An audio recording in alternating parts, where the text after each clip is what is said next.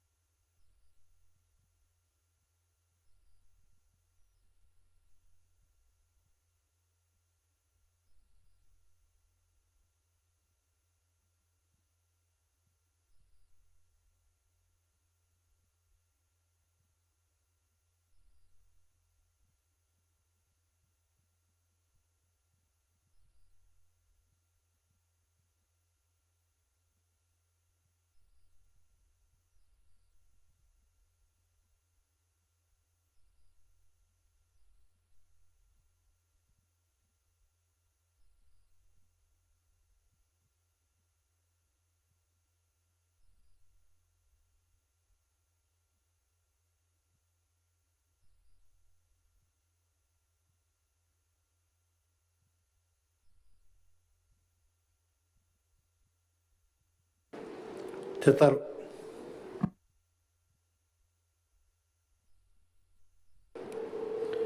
Andi nga po ngayon sa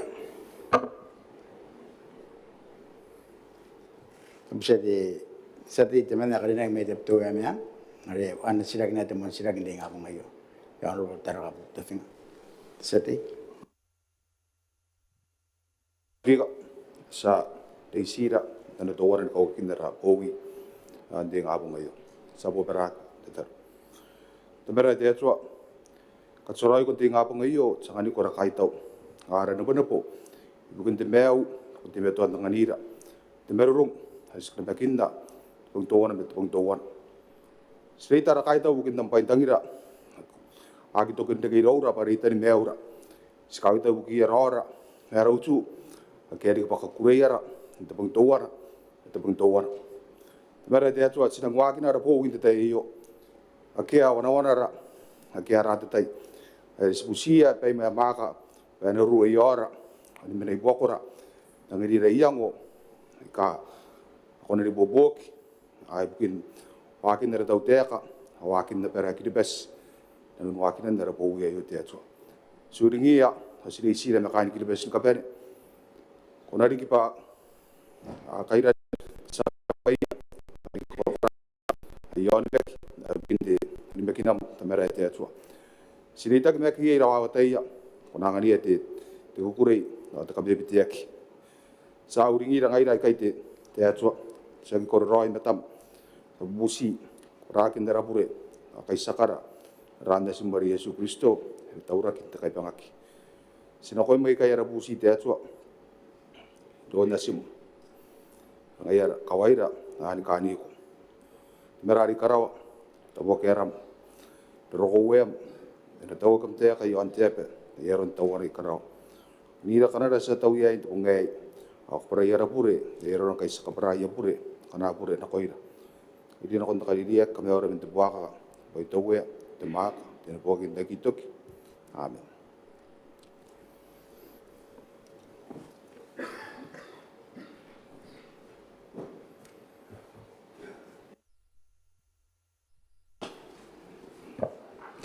Maaari na naman na anak-anuat tau teka, mayroon the president sa rin.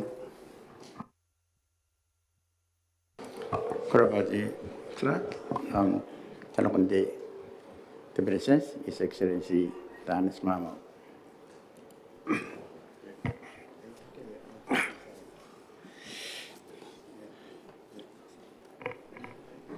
Korabati, Speaker Kodinek.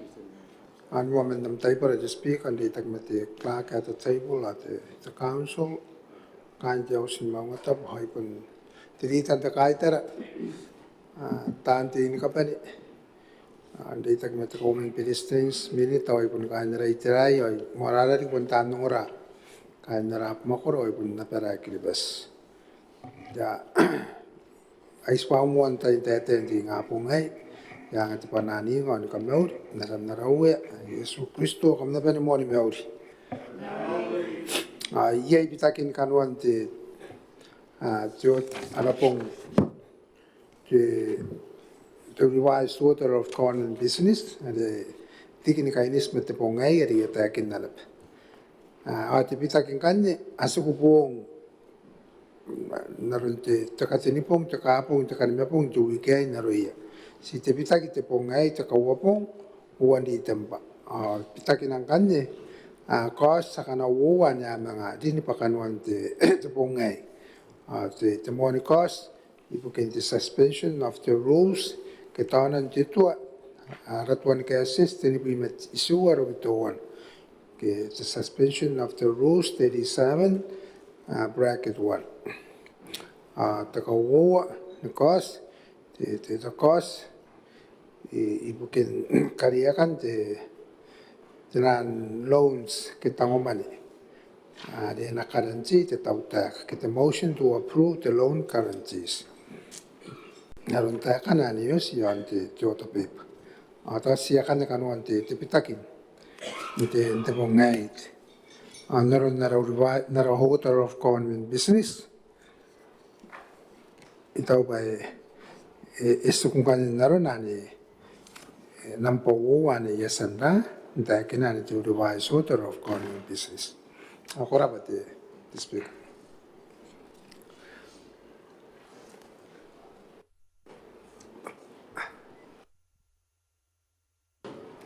Sisirak, okay kay. Kuraba, the clock. Ay yan po yung nabora sa may Christmas. Ako diri pa tabi. Korara ba ti speaker ko rin niya ko ti kami uri di gina ko ira ngai rin ka benin ti nga po ngayo kami benin meur. Itaw ba yaw bubusi rin gona no ti sa bebaire yan ti suan kay si sere ti ni pi merwa wa ti niyo. Ito ay men tapanin do ti bebaire yon nang ni bubusi ba nang tangi ba nakay sakak. Kay ti sa bebaire yan na ti bugi-bugi. Itaw ba enarian ti bugi-bugi yan factual mayro ngana to si to ba ye ay punti ka pero na pa itang di pa nakaisakak ti sa bebaire tayo. Kuraba, ti sati sa san dinanon roy ti ikatayan nora the scripts isa nora in the script isikan busiko kuna kotero do ngaro in kanere kanga pa naron kay warwari si tabo me a general and rari ana comment te minita men si busiko pa kuna kotia na ko pa ngaro ay era kanga kotabo pa yakira una no mie au kandana ya sana vende yo am script engare yakira una no mie yo sa karawan meroro akine ba ngai sen meroro akine ma kora kinde ngapo ngayo guys go through asita po ma are na comment te minita e bon general yaki roi pakarere te mande me e general no ye tan business okay ai are ane ka tarana irora nang kana ye era ko taku pa nga e minari kina na mga sigo po na kamara taray patay ako sa tiyo ko rin.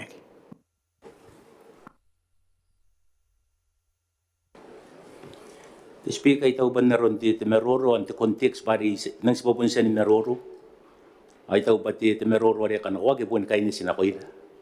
Kanga kan ko punora na context ti meroro ay yere. Ipon kay ni sinakoy. Ay ari ngayro itaw ba ti meroro ari ipon kay ni sinako. Itang di na pun kay sa kagi panganay kay ni sinakoy. Kay dikira taon met kay kinak. Ano pun ka ngayo sek kay ni sinako ti seti me kay ni in general. Okay? Itaw ba nito context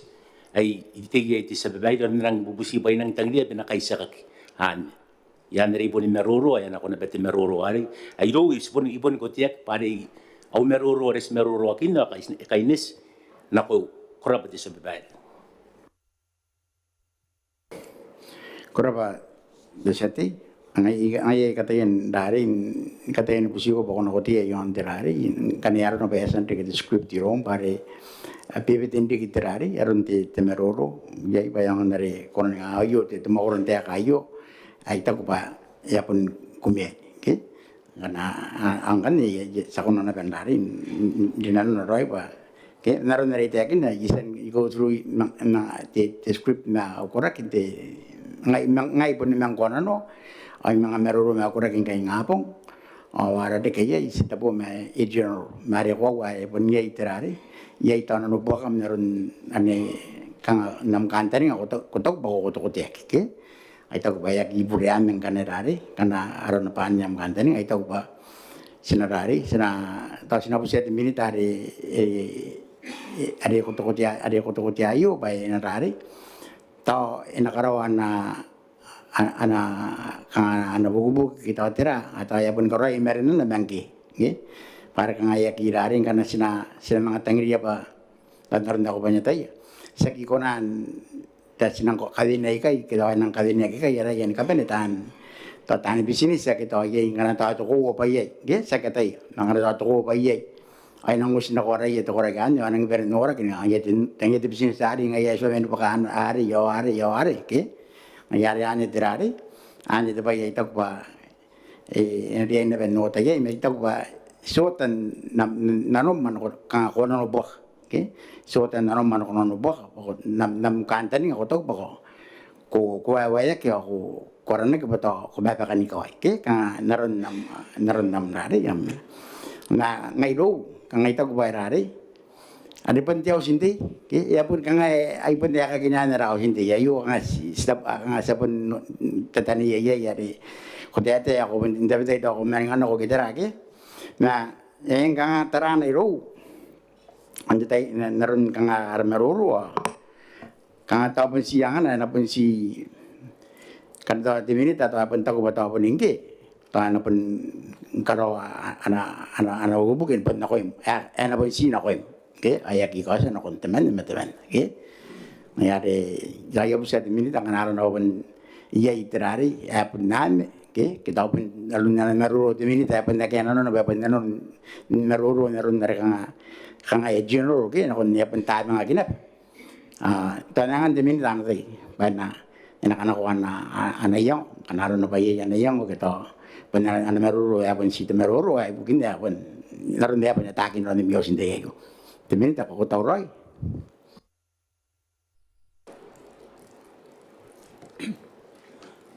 Kuaja terga honorable speaker. Ada sina kami ata pare de meroro ne kana kono ro meroro e chinoro au meroro. Okay? Kanga yaki ko tia ti system de meteman para busan te meroro ka ena chinoro. Okay? E kabura te private sector te se ba to parinto wa ka ngai kapoto i poto ko na. Na siro ko pa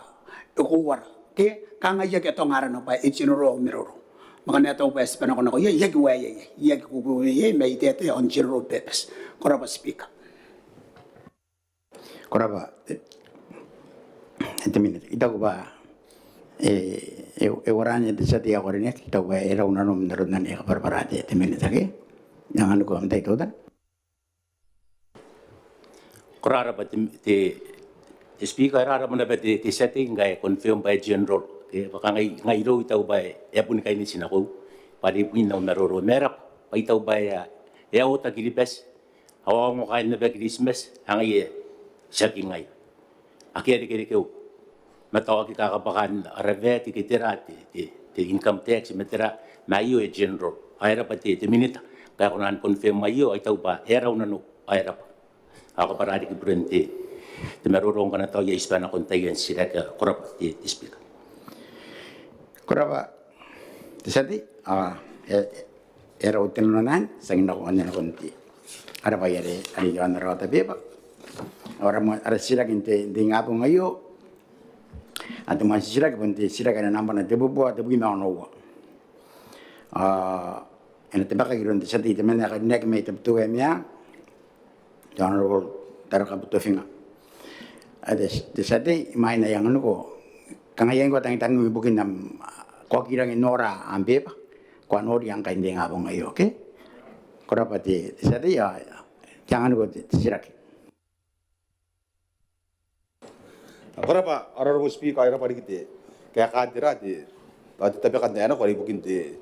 nora kindi kira ara pe pari kara kaya muan nan ko tung tung yana gin yo tarai spaura te taurai mo ayo sa mora de tai mai de karokan daw sira kaya daw ba sa kana ko ite tabe wat te kan an kakamauri ari ki banna ko ira ngai na kain na mau sa iyo de honorable speaker sirita de kakamauri na ko ya kain na ram ko do meang honorable data de kakamauri metinga na ko ya rora ge de meton ande sira may sinarukun na pera kiribes tari na nun de life on live reber Maungatabu abo de TV ari de meton ronira sinarukun kiribes ani teren ako to na pe yo ani conscience ka ko ya kana mire yo stereo to de tachi ka to ya riksa saber me urin de te ya ide ara bo speak ay kanga ide te kan de sirak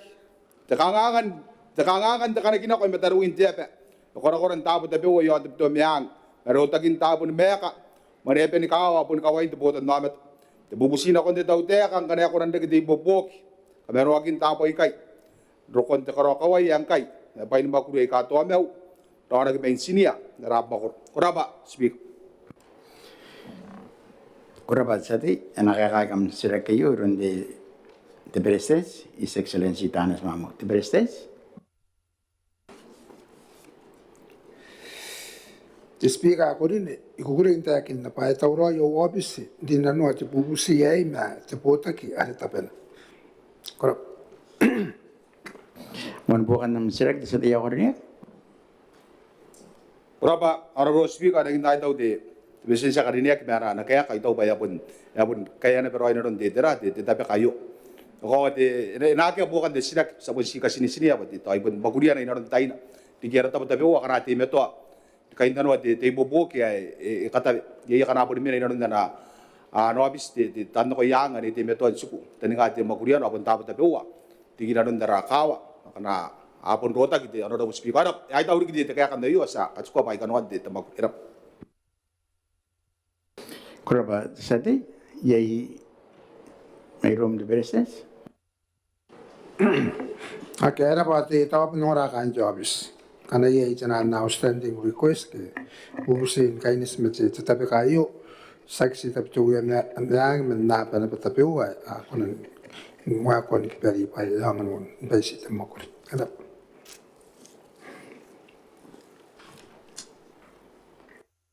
Kuraba de business. Ya pen may room de sati. Angkai ya pen ya room na de sati sana ko na sila kadimi na kan ni nampan na tebubo ni mapagi maunu yon rota pepa. O yore na pen taba giron de sati temen na kadnek me pa ya. Honorable Lavinia Tiato Tiem. De sati. Kuraba speaker ya kurain tapi kau serak yon tu tapi apa nampana tepuan mewanua kangai tiakana tira anak kata meru atau tahu tiaka ni kainis meta kanganga yon pio ya ten tiri yon na pe yang ngai ya te ai ka asan ka puan pai meau ya te pio apa ina king kai kuraba speaker Kuraba de sati ya ko siringa mic de yo. Korap. Te nakakagam sila kayo iron de temila bugin de bota kin makuri de rele at the honorable ruategi te kaya. Te minita.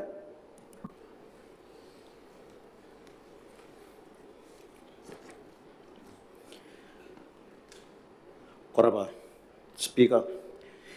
ikai tahu ada sedih hari ni teman teman jaga yang dan sirak ikai ni semua bagi aten diri. Ai kukurin nu nangan akar tahu tiak. Essa o botak makuri ta kanga ngayo ni tak mer tapi na to ya tendri yon be yang pa ina konan time to ya trucks ai ka ta mero men tau mai ndo kon rin min poi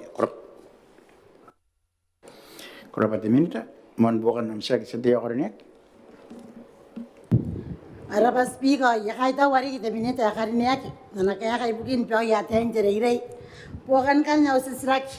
Bebel ika anak kapungan lagi, engkai, yai amengaroy, yai yoyo, kira bebel ika anak konan yang kapungan lagi kita ya yo, imain dokon to, bebel ika kita kini na bon na usisirak, era paspi. Korapa sati ako siringa mic kipsik. Sati siringa mic. Aya te minita. Koraba de speaker araba de sati me bukan de stek yang te ya o kakawa gare pus ana meno yete ana meno yete ya tiaro ba na kita kang andar de sandiki te kang ato ngana na yona to no ki kitrari tiang are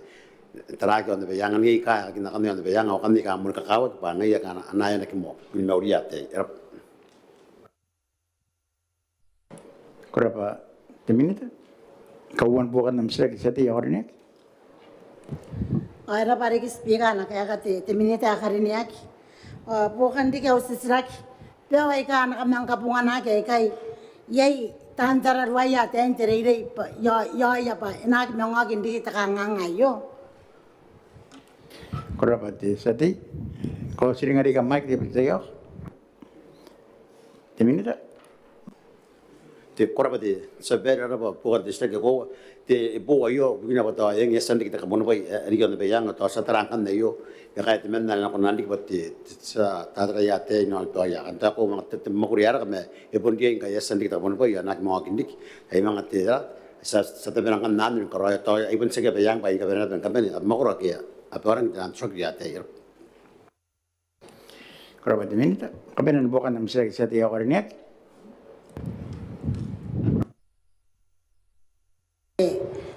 Teminitan na lang kaya ka. Kapanin kan po ka na Australia. Naroon na yata kayo, pero yon Christmas. Punpeo ay ka, arang tamero.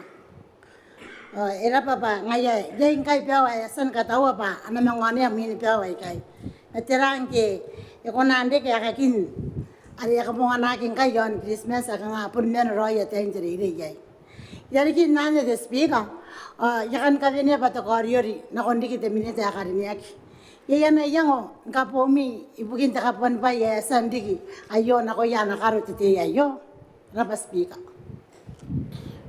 Kora ba tisati? Ako sila nga di ka mic, tiyak. Diminita? kuraba de speaker ba sa di me bukan sek ay ka wo na tawana ta nakakatawana te ta pa ya tendri ya nang ko sangkroy no ko mayang kay yesan di kita bon pa yon de bayang pa ya kin kabungana ta sang kayangan na gana ena menuri pa ya tenya apa yang ngai mo ko di kita bon pa to ko pun di kita bon pa ba ba yon de bayang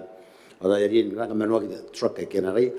kalau orang Noah kan cero banar, anaki, kena lebih nak kata, kini pakai yang tu nak banar, anak lagi takapari pun puak kata kawai. Sasa orang kan nanas, sebut kata kan dari ngali ring, kata merah lagi bayang ada bayang, kaya sendiri kita kapon pai. Takau wari begin di, takabumi begin nak ya karo ke nga, tasa ya nga tak apa suai di kandira, yang nak kaya berat buat lagi. Mari sakit ceri itu kini kawai jendai, tekaro kan ni kaya orang musuh nak dari yang kiri, tapi nanti pui betul. Kaya sangan nari yar itu kinaron nari akan dari ngaya sa karokan nari puntuk itu bui buangan nari sa songrai kan terap Kora diminita? Ada pun pani arora man disirakan sa nongan nari mina nampan tebu buat tepi men mau ayo ari nam maka giron desa di men nakar nami dep tu emea tanon ko tarka to finga tesati Raba na speaker kangay te kan daw sirak hindi nampan tebu temen mau Dabusia de minita akarinek are kainis mayo paya pa kayang kay makurian ta karigida kay yon to kora mentai are na kono karige days no kaya kain narakawa ay kaaywa pa ngayo tinaturo karigida kayo are kapata kinumor wa tanga wa pui mewa yan na naman ni boka itari aw ena makuriak hiron de kilibes green energy solutions korap ba minita ana kaya de sati Niranga am sira iron di temida bukin bota kin bukin magurian karikiraki ako kati metuan kura the honorable teke wataras teminita Kurapa speaker ay mana kana ko kaya kan disira kaya kamawli dan kapen tinga po ngai ikota kin makya mura naben mewri The speaker ko rin igurin ko ngo disati yari ni temen na mete pito myang pa atawroy no ni pain cages pain ta karikira kayo meta ringa ta ko won kapakamane ada na karo ko ta utia kanitare Ayo akin ba kanman kurapa speaker Kurapa diminita man bukan nam sira sa tiya ko rin Raba na speaker ara pa rin kiti na kaya kati minita daron dari ayasan kana ko are ke pain ta karigida kayo toy bun sikar ko kiyan narama ko narakawa ikay bukan de sila to ita kadaw pa naro kan ningay ta kuwan pa kaman ani kanta ning aki bugindi magurian na yurap Kurapa tisati diminita Apa speaker ada berkesati ako nong tekar kita kayo pa asan kana ko ki pepa ni kapen ki kain naro iti tawte kan itare ibuin ka iman ka ruan te teman ay ta kuwan pa kaman as ka kaito pa asan ko te kaya pa yang anak kri la te tawte kan itare ada nang kay pidi ya makuriya karon ka ruan kan tani nga pa naru teman inanon mo kan diri kay te na makay nayo di tempa ang naru na pa asa pa ni kapen ta kan tani nga pa diri kay po anang walking kan aron te Kamanangan di sim na pai barasan daw roy tinan material atau rangan da sim na kon karimi pai kay na kawat sa tiya akan nek rap Kurapa diminita kawan bukan nam sira sa tiya ko rin Raba na speaker yan ang inay daw de minita alikite kaya kan de titirayo ate makurian na yo ani ya sa 70 tam nei na pakanuan toy kanuan de tiriri kaya po mon de tiriri kaya po ay banage de bukan de silak sa sabon karabara pa rin sa kanta ni ngate rokon te takari kira kayo naron nariasan wane viaki ori pun kabere na ba usira kay pun deitan te kaitaw kain daw makoro ibu kinte kaya rokon kabere resida kaya sesan an wasira kaya rang tamar rap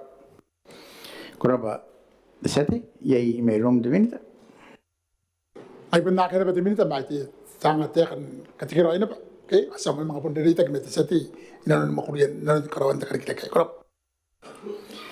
Kuraba, minta,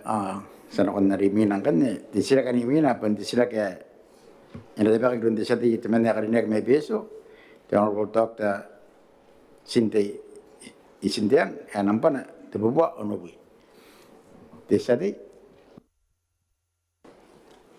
Kuraba, the Honorable Speaker, tayo main na swak at sa kamauri na mo at kapen ng tameruan at mo nga pong ngayo, ang napen mo ni Mauri. Ako ay rara pati Honorable Speaker, nabubusi ka na rin pero ari nam tayo po na ba yato na mo sila kayo. kuraba, sati, ko mga kano mo ang sirakan, busa mo, sanong kanya na ko narimina, sila kaya naman natin buhay si Pimen Mewa. Ang giwan natin pakakirun di sa teman na karinig may mayan, ang po kuroba si Remor. Di sati, Rawate Honorable Speaker. Ayo ya usirakin de mo nga pong ayo kangay takan. Ay kuno na busiya de tautaka ke bunde te military tararua te botakin de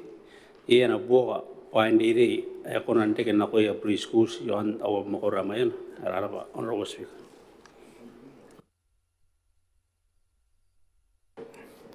nakakagyam am sila kayo rin de minita di bota kindeire ay honorable tuwate kita kaya de minita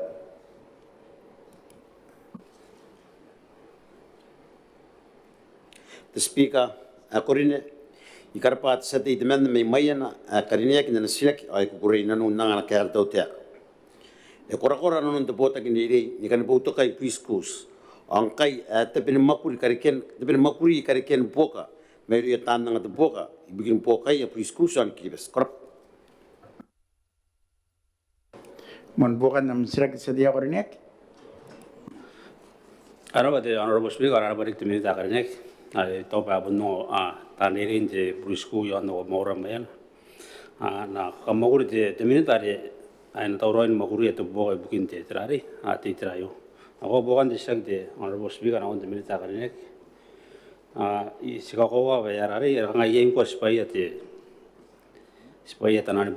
primary schools kaya nga punti maton nanon kanto ririk. Kana yai noran na angaroy na kana yai na kunikiran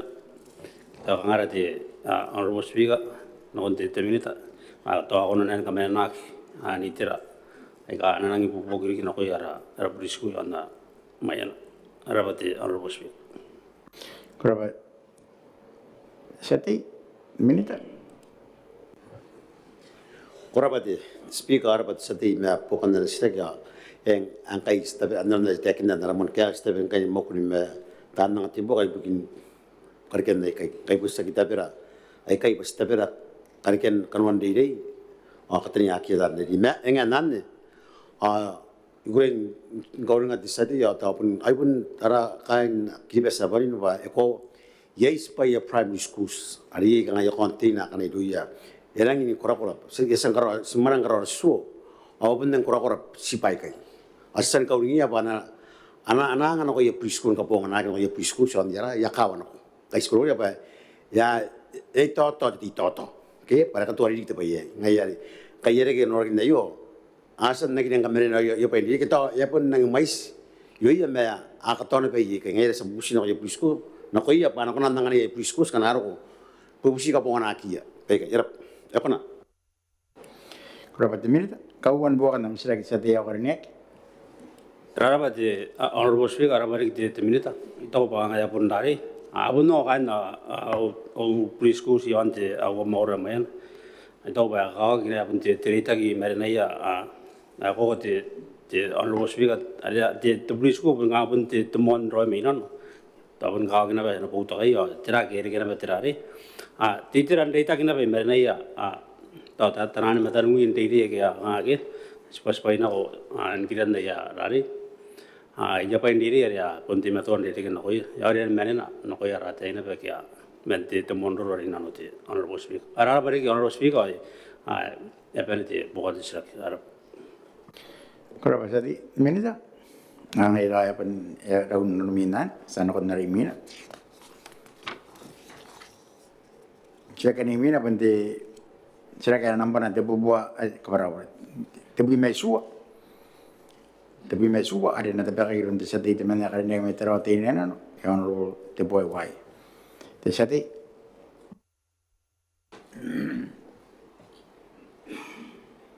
Kuraba te speaker. Wayo ai sira ki kain te bota ki te kani boka ki te no ngaki. Wayo te kana. Na kawan bowi te Maneaba ayo naka sintiri di kei wapi mene mewa. Ai te peka te bubusi na no ngaki. Pa ni kaine si mete tua wapi mene mewa te roki onoa. De tuani kese si bukin bowi te Maneaba ai. Inangana ki te komete ai unis. Pai na koroa na kakai. Pai rie ni katiaki. Te tarabunare. Ibu ni kaitan a pai ya kain tarawa. Kiak. Na busa te tau teka. Patera rongorongon. Topaan. Te bubusin na no ngaki ai. Te yoka. Kuraba sati. Nakakaki di Ami sira ki ron de minute ibukin de bota kin makuri ibukin o tapanin nata o karikira ken to nunki e honorable to ai pure rapau. Te minute. Rapa, honorable speaker. Au yu ana keka de tau tek. Ain kainis mana de peka te sati ka ne ke mei. Tinena. Au yu keka ana men tau tek. Ai gurein tekin na pa e tapanin na yakakai ara korak yana. Amen tauroi ni mero rokinna and obviously sa kaya susua ay bukin dinanuan. Ako rapa honorable speaker. Kuraba de minute. Mon bukan na sira ki sa dia kornek. Kuraba sa bayo yapun ng karaba te militari. Ito pa te kaya muanti isa ki muanti ka kurei muanti tamaro. Ani panaya tani kan bukak. Yon na para tarabatininan. Ay ka ngay Mauri. Te minita. Ako kaya ka yasirak. Mauri te presensi. Mauri te kauman. Mauri minita ni kapani. Mauri taanti. Mauri te swiga ako rinek. Ma am klak. Ay puntaan nung ra. Sabay ayo bukan si tuwa na mo. E tapanin te kakai ay darapar. Enang itauroi te waki. Ya buseri ki te minita ni panaya kain tarabatinin. E konan te yoka nang iniman na nuayo. Ibukia kain tarabatinin. Pakakowa. Puniyay te pa ANS. O yay na pa te pa. Ay aki konan nis. Yari ibubusi tarabatinin. Ko te yoka rik. Ni man na nuayo sa bubusi ko. Te yoka. Kurap. Kuraba sati. Te minute. Rapa honorable speaker. Pukan na sira sa di men na karinig men tepen top. Ibukin pukan na sira to komite yo taraki na ministry. Tepai ya tangira tetai terita ki me komite ke na to ko yona. Aya seng tangira tetai na pe ya kinan kimodo to bastangira ta me tepai. Ikaines me ngoroin wakin doi te wake re kantana ngai te ina ina. Ikaines me na ipopoki absin te saka so. Men na yo sa konan taupai me te satia kare me tepen topa. I mean te ana meroro te saka so. Akorapa honorable speaker. Kauan bukan nam sira ki sa dia kornek. Sabay kurapa. Ay puni kapaniana. Gaya gini te minita ba puni ko tarabatinin no punte pentopa. tapon na kaya ko na ni kakiviani nun temane pa ni Maungatabu yo tan nura aya ka ngai pa kai te pentu aya tai ko na betimini ta meti tau teka papun te to pa na pangku ini ko korapa ako na tikiro inam to pa ngai ana kontai kai mai korapa te speaker akeri ka pukan no shira Kurapa sati. Demi ya miro. Angkai taran ya pun ya puasinan semana kon nani mina. Nara sira kana nampa no bima uwa. Ya de bagi kon sati temen ya kana mita buar and honorable Costa ke ko Korea. De sati.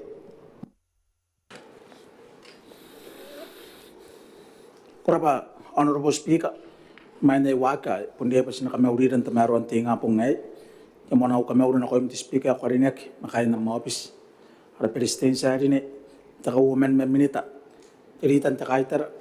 tanti ay puningai da tanong ran kapani yari ita meraun sati ya karinek teman on de sira makai na para taparan na tepanan ka kamauri on ingan tinga pungai ipanan de mewa te marurunga sana panin meuri aya kurang tapi kau strike nampak na onu pimba uga yon jota pepa ya kangai te akan inonon po win tau sinti intai kanak aya strike ai tapi ke pukin kain nanwan tau sinta kata kai pukia kain ti tirari miang yon na pe wa ta pueran narun petania materitak ana kaya kati minita ya karinya kari tapi na kon na strike pa tau roi tau te aka jinonwa ti pubusi ayu kan bisa ti minita pa tirati ka kamakuri yon na yo pasen dap honorable speaker.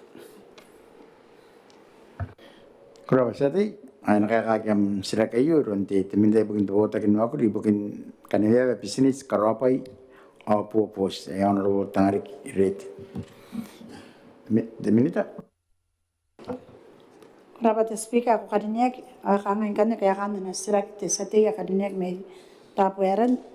te speaker ako rine ikaraba te sati me tapueran rine luamina na sila ari tabiken po win tau sai kanako.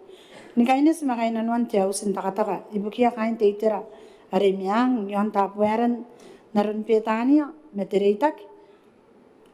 on narun nari katire na kaya kantai kanako hoy tawroy o botak ni makuri motara ke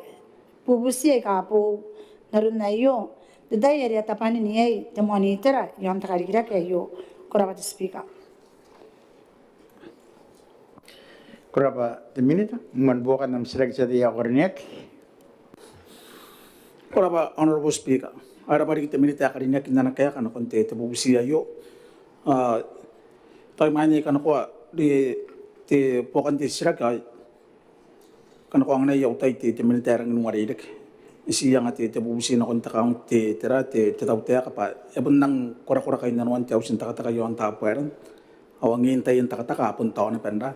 nakiroy kawak kinak hake te tapayan ako ng kawak ng kaya ngayar tumusin ako te tau te katirang kayo orariyay na paya kapay siya yo ay po ko na nakarikiri kay kamais yung neto pa akin na pati tirayo ay agitaw na patira te takataka ni pakatayak pasin na pa honorable speaker. Kurapa di sati minita. Kurapa di te speaker karapa te sati bin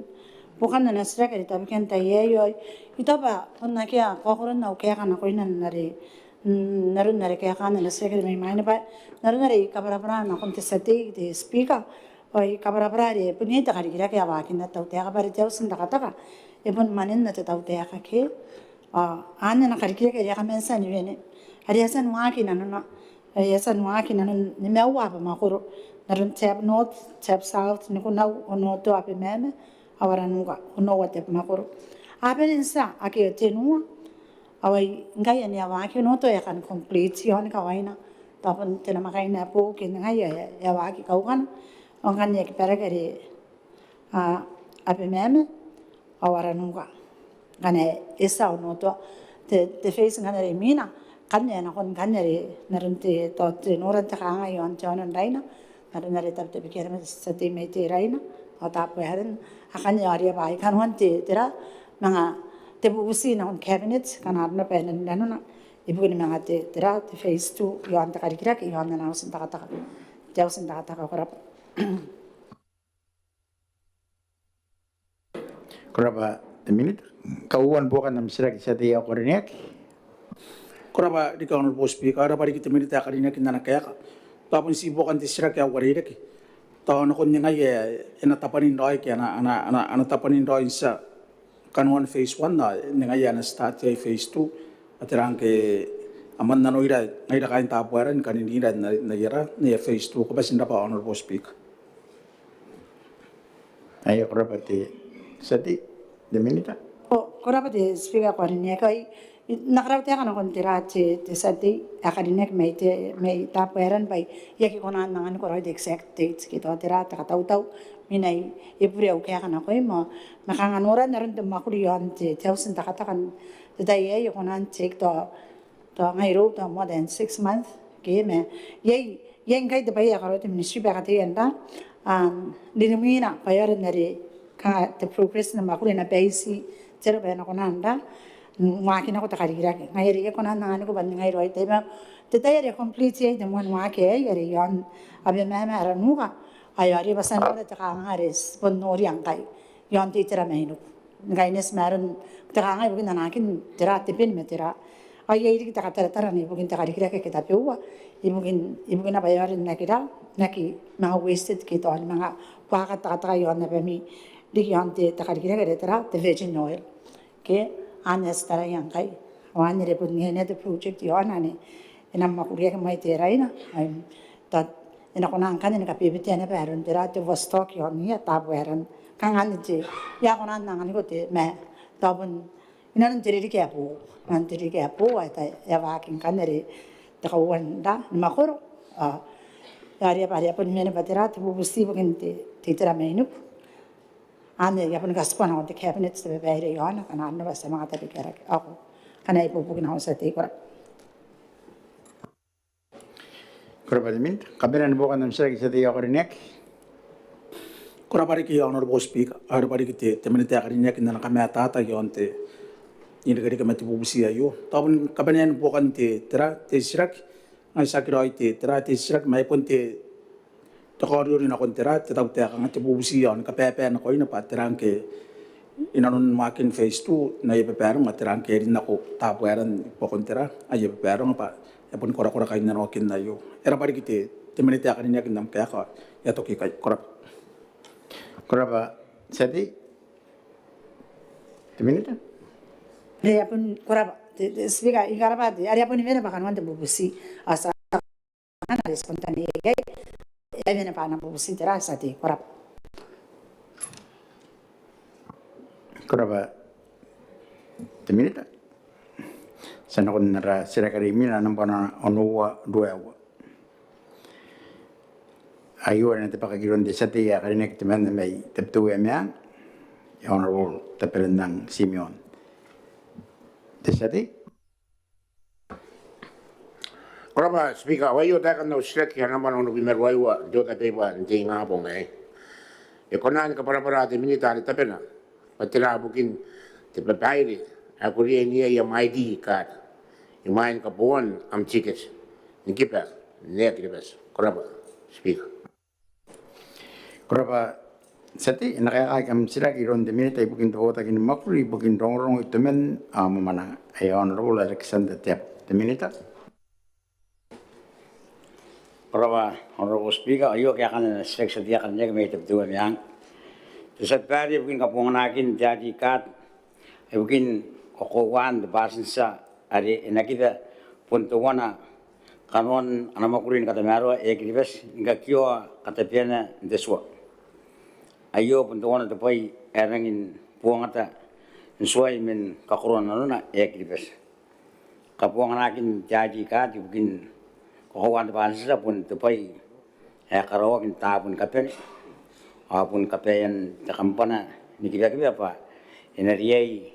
ingkaroya ibugin kametuan kira-kira men ako berikan temakrupak kurap Korapa minita mon bukan nam sila kisati ako rinek. korapa speaker ay korapa te minita de ka para ayo ka causa ke speaker na buset te minita pa ina ka para patira anak katamaro ay karoya matira ka pa yan te tau kay ibugin jadi kat te speaker bugin talang kay yaki kami karoga iyo ay karoga na dito ay karin na te speaker ngana ko nani bubog te minita akalinya Kurapa jadi temeta Korba sa bayo ako ati narna ko kuwa ko ati teki bes esen katin ka kyon nun ti bay dan sa bay ari teki bek bek pun ti boya iriin at darong akroi parang ngire ke maron ti safety dan dan ka sa bay ako ati narna ya katin ka kyo ayo ti tera ti yo ti tera kin tayo ko ti ara ki bek bes sa bay mesna atu kon me pokon bay ka si require mas na kroi pasin sa kanan ano to kan tuan ki bare na te ki ene ben ye to wak mi se tai ngaya ye ngaya ene ye identification of the amla are ka pa kan to kan se bare na are na to kan ki ban se tai to wan ye goes without saying pa pun to ya ye krok are kan ko to kan to pas de wai to wan de ki ben na ki dai de ki ke pun ye ya ko na ki na ko ki are ko to kan de ki ban ke ay ikari di narnya ikari di yang dibesa kan implementin sebetulnya utang apa ni tahu ke angkan ini kan aja ya ini kan gente izin dari ke aja ya asal tahu aja kan barang ini jadi kan desen kebenaran nasional aja kan desen an roll out kata kau nggak kerapot tahu terus pun berin ya ini jadi kan ini tahu pun di tuh ini desen kalau tahu ya hari selain itu merah aja kan ngan iya kana ako nan iya kana agi to ya di kan naking duro kan it fly past the I think kan sa bag kare di bes an kan ke ani ya katin wa kan nang kai na o me la kana kana ron ka bere ya nga akro ni ba ya i kai ke ani na ron ka ro ka pun ti ya pu sa bag kana pun ta kan ne ba na pun roll out ro ye kan de kai sa ita ma ne ba na roll out ro ba ni ako ta kan ne ba ina pun ina pun sa ro yo utang out may suwa orang ye ani lagi nanu de sa pai ani kan ati kawara na itu sa pai kan aro na pagi kana kya ya di kan na pun ye kan tiang ari na kono mangara ni pun kar kyangan kinaki sa pai ye kana produce to ja si kinaki man ka kauk sa pai ai to ba era pun bukinan ko sa pai ba ayo to requirements yan to ba ya tiki ba alis pun sana ko sai na tira tiran por roi sa pai se ka be yan te an ati ko sa ki rigi agi sile rigi ngai ba ngai te memban de digi ba don na sa pai era kauan buat nam sila sa dia karinek koraba speaker rapa de minita de tamata ta de keyo saki kaitara te tawa ke wakin na ki besan kanaro na payo kata pena ibu kinti ki ben don na te paya sunya kin te sinantang i era bodan na mo de speaker ko ne ba te paya kata ya kita ya bodan na mata ato ngai kamna kamoy ko nan to kan ki bes ngai makamna ana de ni mo ami adi kari main aya kada ke mi ani ticket kamuran kapo ya ni ticket ato pachara po buah kara mani asina kapakano ko niya kaya gaya na kaya mani ti line up din lang kasi naman karaway ang iya tawa iyo kapara parana ayan kami kapara paragi na kunti po namat ang iya ba tayo tuwa ko raway tayo na ano ba siya ko nantan nga tayan ki nakapara paragi raway no kaya amta ba natin yung kaya nang huwag tayo tinili antayin kanya na iso ya ID cards sa pwede ibu kindo kaya na kung tayo mo kulong kaya ayo nga ito requirement ay po ay sa tayo kinatitim nito akan ini kurang jadi sebenarnya ako sa dai si stiring sa din tan tin karaw tiya kayo ti sa dai na ko ayo ko naron ti temon mak sa dai ti kina eswa kina ki eswa implement kanga eswa mo na kay implement sa dai mo ti ke sa dai ato ano kina to da ang kay ti ya awareness ta na ari katakin so kan ko on ta bang ni ta uroi met naron ti kina ayun karo ko kang ang kwat di sinawagi na nun dai pangan na tiyo po din namin po din namin ay tiyo ya kay nung kay di kiba yan kabe yan deswa at ati ka sa bay akaw kasi nakatili ng po din namin ako di tori ka na tulong ko sa bay ikaro diyan nga ro bayang di kita ka ngayon di ba o kwat nga pa ano ta na o kay no po rin mo ko rin di kibes the situation na yung sa bahay ito apun tigi ayakang at po rin namin yan kinagyan na and then niya yun to ang kanako nun ito po rin ka asin po na nagkatiin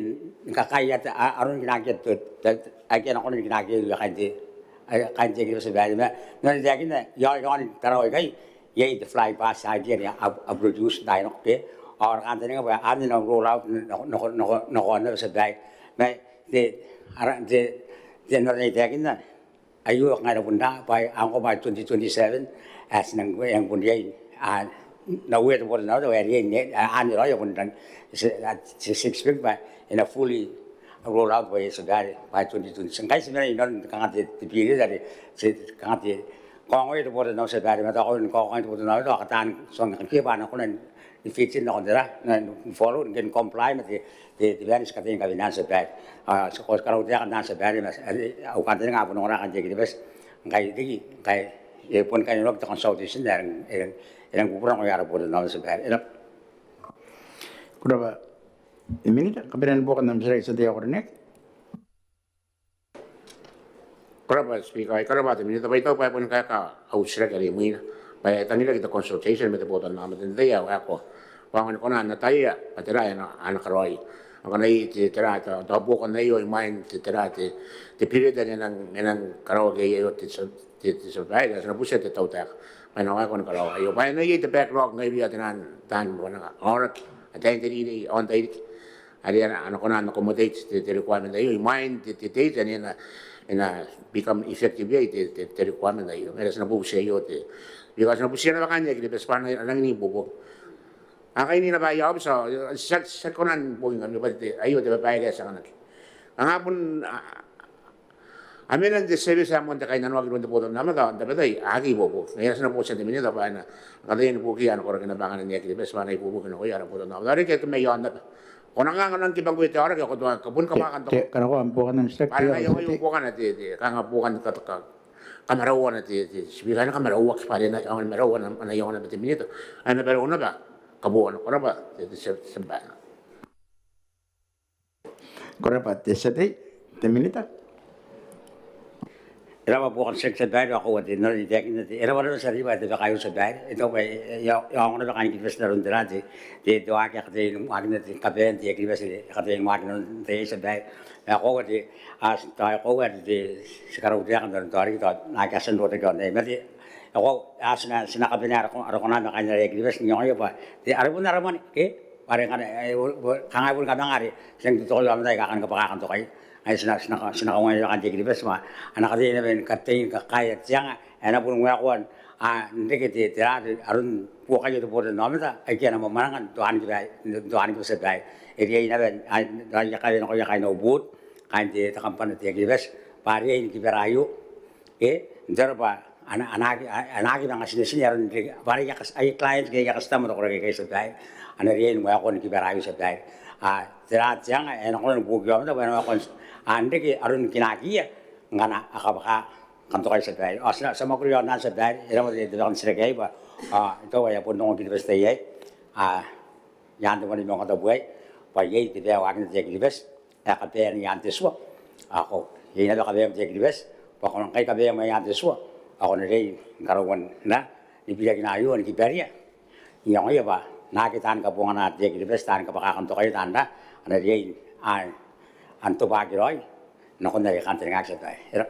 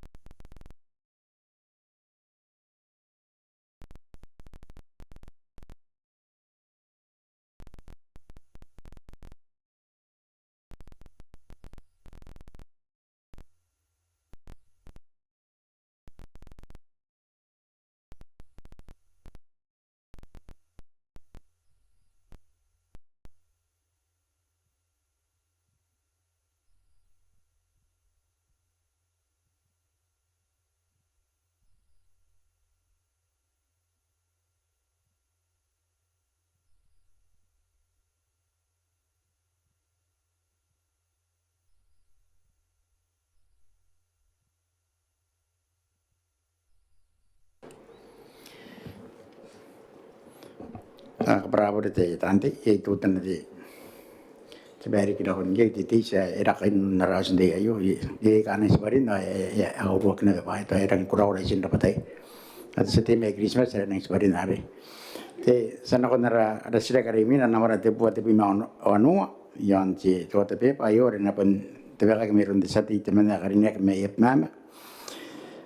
ar pun diri tanda benta kaitar honorable te siria lampon te sati Korabate speaker we te kan na usisiraki. Ari kira kina mais menge ake bupura. Te pauki waste na ronda patanda yani ka kaipuke me paini makuri ake are yon tarawa. Ari nenna ra tauteka o nen te poten no meta. Akari ka te bera kara kana kon tepe. Tiran o tari ari kunen rosi me uri o meta. Na busie tauteka paningai e na kaisaka kiai menge kai. Korabate speaker. Korabate lidan ta kaitar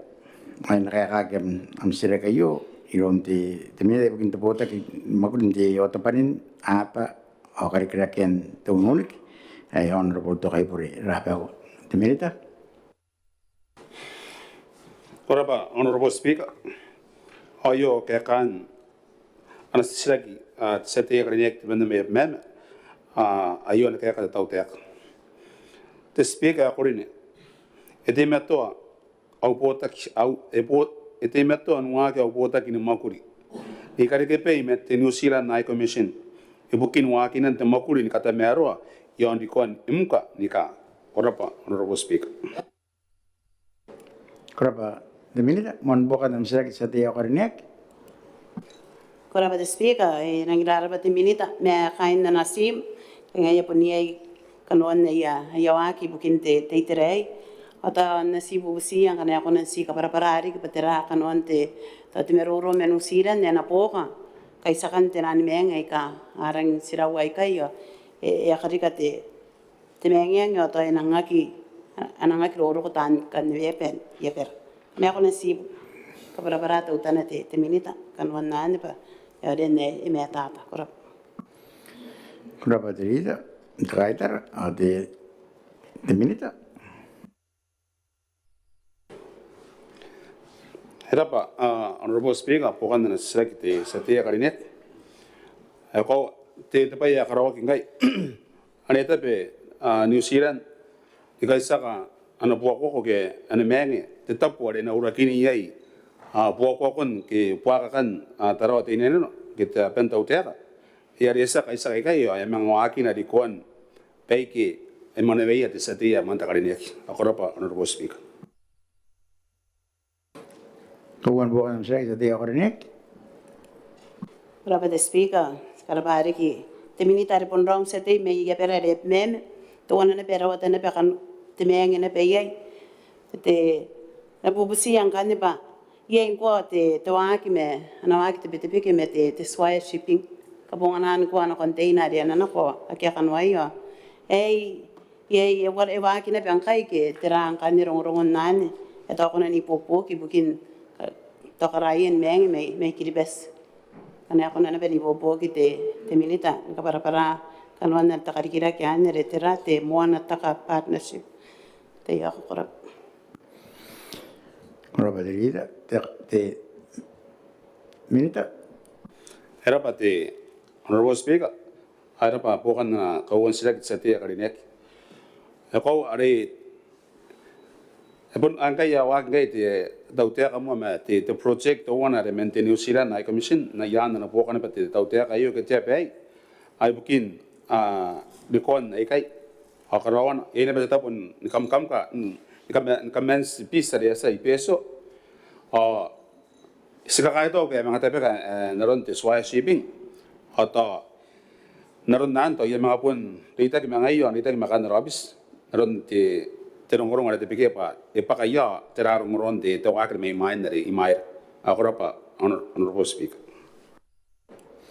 korapa minita kapinan boka nam sira ki sate karinek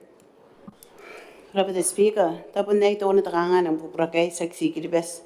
enang puprakai na bete suwaye na raswa swanto tapanin ere titeren million na kun jame ta to na te million na kun tera kana ko boka nam sira ki sate naron te tautek na bubusi te te speaker kangan ningai ya kan te ningai ya tauna take te minita me kain na sim penang bonisa kiroi tenani mengai kai tong kai mo me yon taron de tai Kora pa tili na kaitar, timinita. Era pati anak penen pokan sila sati ang mga takarinek ketrita na pentakaitar. Enang kora non na ministry te melats numangan ara te environment. Yang tangan tani ngare ito ko pa sesan meroki na yon te en life of yepo. Kaya ito policy na karawak bukiyo wake na kontani ya pai kaya yaka. Tangan tani ngai na rikuwa kitanani ka wo tanga wo bi mo nowa. Free na ko yo wake ye ya mengi dari kia. Kana rawan te mato andawan nanga ayaka ay kanne ada na banga puni kona ni puni kai terai ni mana ni kamaingan na yaka ke yara ina non tiri ko tanga wo bi mo nowa naron te ina angkai rakata mero man dari ministry korapa honorable speaker. Kurang pada minit, ayah pun cara meyanan, sanong narimin angkan yang sila kena nampak nasi pun mesua, ayor na pun dekat kira desa di temen nak kena mita buaran, ati honorable matang aran desa ti. Kurang pada speaker, mana wagi mana terperan kat Mauri, nak kau makan nama mouthpiece, the president, the government, minita apa ni tanti. Irita me panan na pe wata pueran lau se ti temenna kamna pe ni Mauri au sirek ti ngapung ayu nampan sp mesua kang ite kana na pusiri te minita ada tapi na ayu ya pakayara takarikira ke yon karukon tirita yon telefon pamin dokon na nasim de tautea kan mon tiriri ayu yon kita pueran ate kinna pa na wagi nanun chun ke surai te makuri yon an ka tautau wagi sana ina nun November ka wawa aya kia ta kamaguri ay noria na kun tetaya yo pesndap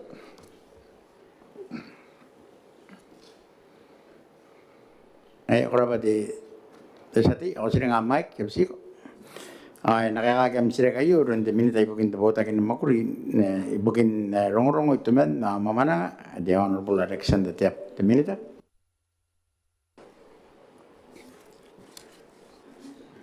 Karawa di honorable speaker ayo kaya kan sedia kan yung may taber teman yung mana ukaya kan may takarau tiya kan kay yay tipan kay nakon takari kita ayo ni deke may karukon tayen tawa entena apa ini kaya akan nanoki ibugin karukon tedarapun yung taber ay green tiyakin na pa asang kain roko yung taraw inanuktup pain kapen ake kainan wak ti mata ko ra ginawa ko rin kay kau makan ti kampana usending ba ena yen kuria karayan pai kay nakatabaran ti dayaw ako karo sa pai Kurapat teminita mon bukan ng sex sa tiyaw karinek the speaker ina wari lagi bukan no sirag dayo pa punta ka na utain kita idik ka tina me ano bisa kaya di takampana Josin Link ang ay kakuha papuntakin na pa ke asan do ay pa makuli ke pa kaya na no jon taraw kanya nga sibukan no sirag na buset de minita papunta yo na ba yo busir ya karuha iron ke idik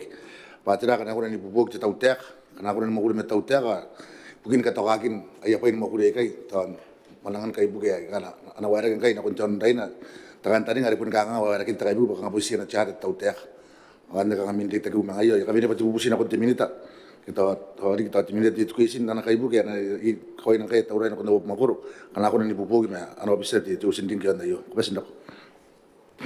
Kurang sati kotiari kem ay kurang sati teminita era pati honorable speaker era bukan section baik era pare ti terong ares ti dai ko ti norong usending ares usen tau tia mai to ane yise no kaya kan benar mi mana tau ane semua kuriang kai sebai katakin karongana pa nang kanto kan chat sebai me di to kan education sebai ara buni ko yate sebai me to kan sekolah wate pe wate katokakin be ke sebare anes karoy sebare ini akaro akong ko tan mo ba ari ta gyo nan ba ti di ta bo no sen ding ka ti de ngai ta dau tek esa de gin ver du sian sebare yo ne mo ko ya ko sebare o kan te nga tin ana wa kon kong lo ba ta min te ta yo ne sebare Berapa minit? Kaya pen bukan na sekli sa tiya karniyak, sa nakon na resira karimin, anong panatipon na may suwa. O iwarin na tibakay kung sa tita man na karniyak may yapayang, ay Honorable Lavinia, tiyato, tiyam. Tisati. Ora ba speaker ayakure tabe ka usrak yo ando tabe pa nampana te bukan may suwa kangai te kana ekona te minita ari tabe nan kapara para pa aben ang kai ni pa sine yon manen di takata ako ya kai na bayang ora ba speaker Berapa? Sati, inakayakagam sila kayo, ironte takaumen president, sa pandemya na bukin tapota kin makuri bukin taman, ya papayaran ng karikirak, ay Honorable Dr. Tuwe, tos, takaumen president.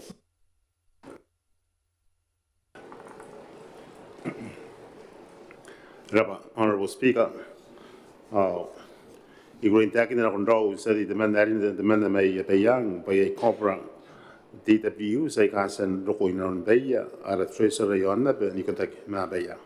Hello. Kenapa? Terwomen, mohon bukan dalam selek setiap orangnya.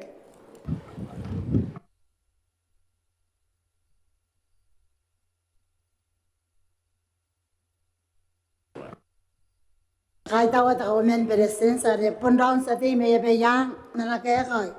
idi mon karau te kai kapara buren kai yo kyo te sira kai yo pa era re yo pento wana ta kanga ta spun peren ro ta kiai dai na bukan kan na usira ki te nanti ta brio ai kai aben mani ni kaben te nan now standing ai ka swai men pa kan tai ka na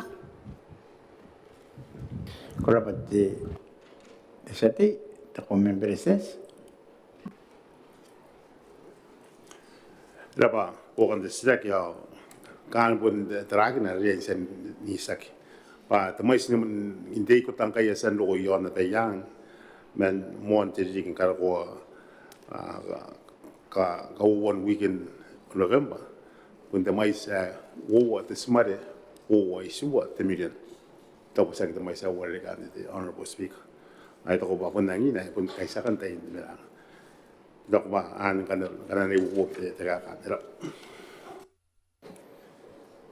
Kawan bukan dalam selek setiap orangnya. ya kai ta wari kita omen president na kaya ka bukan na usira kan na re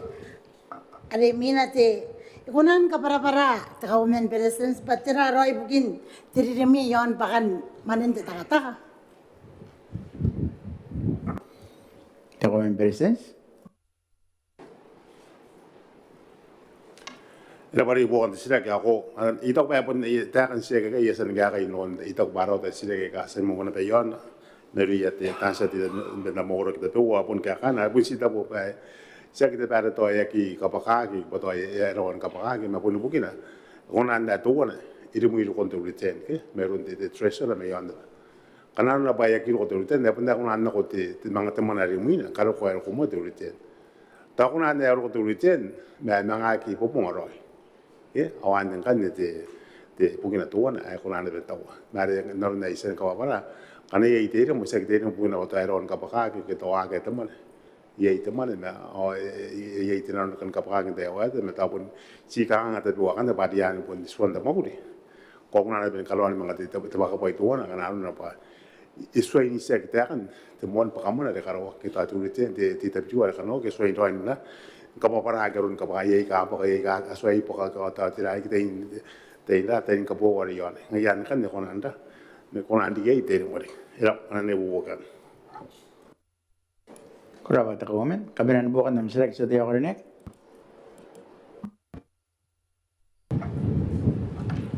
Ay kai ta wari kita omen president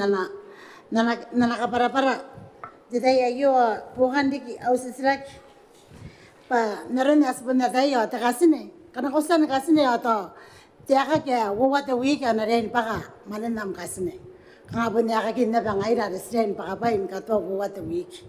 pun siya bu busi nganya na kon de binita ka rin yak pa naran ne ko ngai ra te return kanga yo kyo ki na ba te akan te kapara-parane erigi tenan mararay kay me yon te return to kinakoroy na kito ya kinukuntay na asna napupusa rigi te minita ka rin yak ante iroy tabi na karawagin pa yay kay ikan enaryain tondo kuntay na enaryain katamerwak kangante iroy tabi na anapun diyan koroy ya payangan na yak imango kita kangangayo ayang anapen na kain narap makoro haki mga kapiroran kangay yak ipakantay na rin mga rimi ngayari po na upupusi au kwaryo rin akong timinita kaya ko na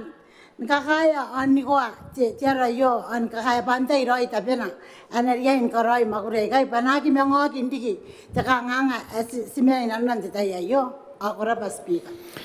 Kuraba, sati? Tako membreses? Era pari ana yongon da ni upo ki de raung sadi te mena ka ni ka go bare ponte kayo ponte tabe go bare ponte ponto ministry ata de ministry ya de commerce ke na kangai yakinangis de ta ka yo kyo ki te kanga ngayo ke bana ko ponte di ka kin de ta ka no ita ko kana punya ite ai mangar kin ta ka pon bukin an ta ko wa to ta Kana ko isa kia ite konan ko na ko punta be to ko ta sama ne te sa ka sine mai nante da na na mo ko ra to nga ya to na ichen te ke CTL kanan de kana ko da karo te ya no ina pun ina nga pun ko kina te mena ina ge pa ta mane karo ko ai bu mo ro ai to te ni ke da ro kontain na ye te kata ma ro ai ga anan karo ke ta ye te bu ka ma sen mu de ta ka no ko de nga mai to ko ban de nga inora ge mena nga ye te ta to te ki nang ku re na be ye ba de ko sa ka te nga ya de enang bonda ka su kan te to te da te ka bon wa ka sen di ke to te nan wo wa ka sen di ka nga sa ka te kai nga ra ya ba te sa ka sine enang bondo kon ka sine ke ana ro kon na ma ni na ka sine enang ai ka ro ki run te to te na ke to te tein popo sige para nang pon kasi ano pon na yan ba tuwa na karawa kari nang ponda nang ponda alang pon karawa de treasure ke na akakina na ai kai ting karawa alang pura sa karawa pun bi kai no painte te kai ni sa karawa ge o tuwa na pon kai to ande te ke city ya ge para tuwa na ta kasine te kurani pe na be ya kasine na kana ya onda ke ta pun ta kata ke akan te in kata aro me ayo ta ko ta ino de ke abu ai nang bu ra te pite ke kana karo tuwa na kon su kan te ka nga ke na ronda te ke te sa te ya ne ata ko nga ka bir ma kan ne be te ra arun te pa kaman te ka te mu ka su kan te ka bon bai ka sa ting ta ka ke ya ita ko ban ne ka na karo te bu te ka nga ita ai kan ne ka na karo ke te ri ke abu era na ne bu ka Kuraba da omen, tan honor resile karimin na nambana te bo te pima wo awa yore na mo ka gronde sati ya kadine ke teman me meraki e honorable mo na tayenta ke te sati President Speaker, imani waka ya pana ya na ro kai meraki bu ngai mate minita no ko mte speaker distance government minita te kai ta ai tante yo pun na ke ora murarik ake to angora na besna kun kripas na ver mon meur ka ngai te ka no sek e kona te taute ka te minita te pena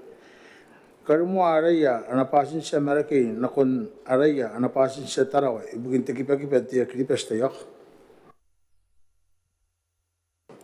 kuraba sati en kaya ka kam sira kayo ironte temine de bugin de bota ke moguri bugin rongrong itu men na mana ya honorable Alexander tiap teminita Koraba honorable speaker yo kaya kan selection dia kan yang mereka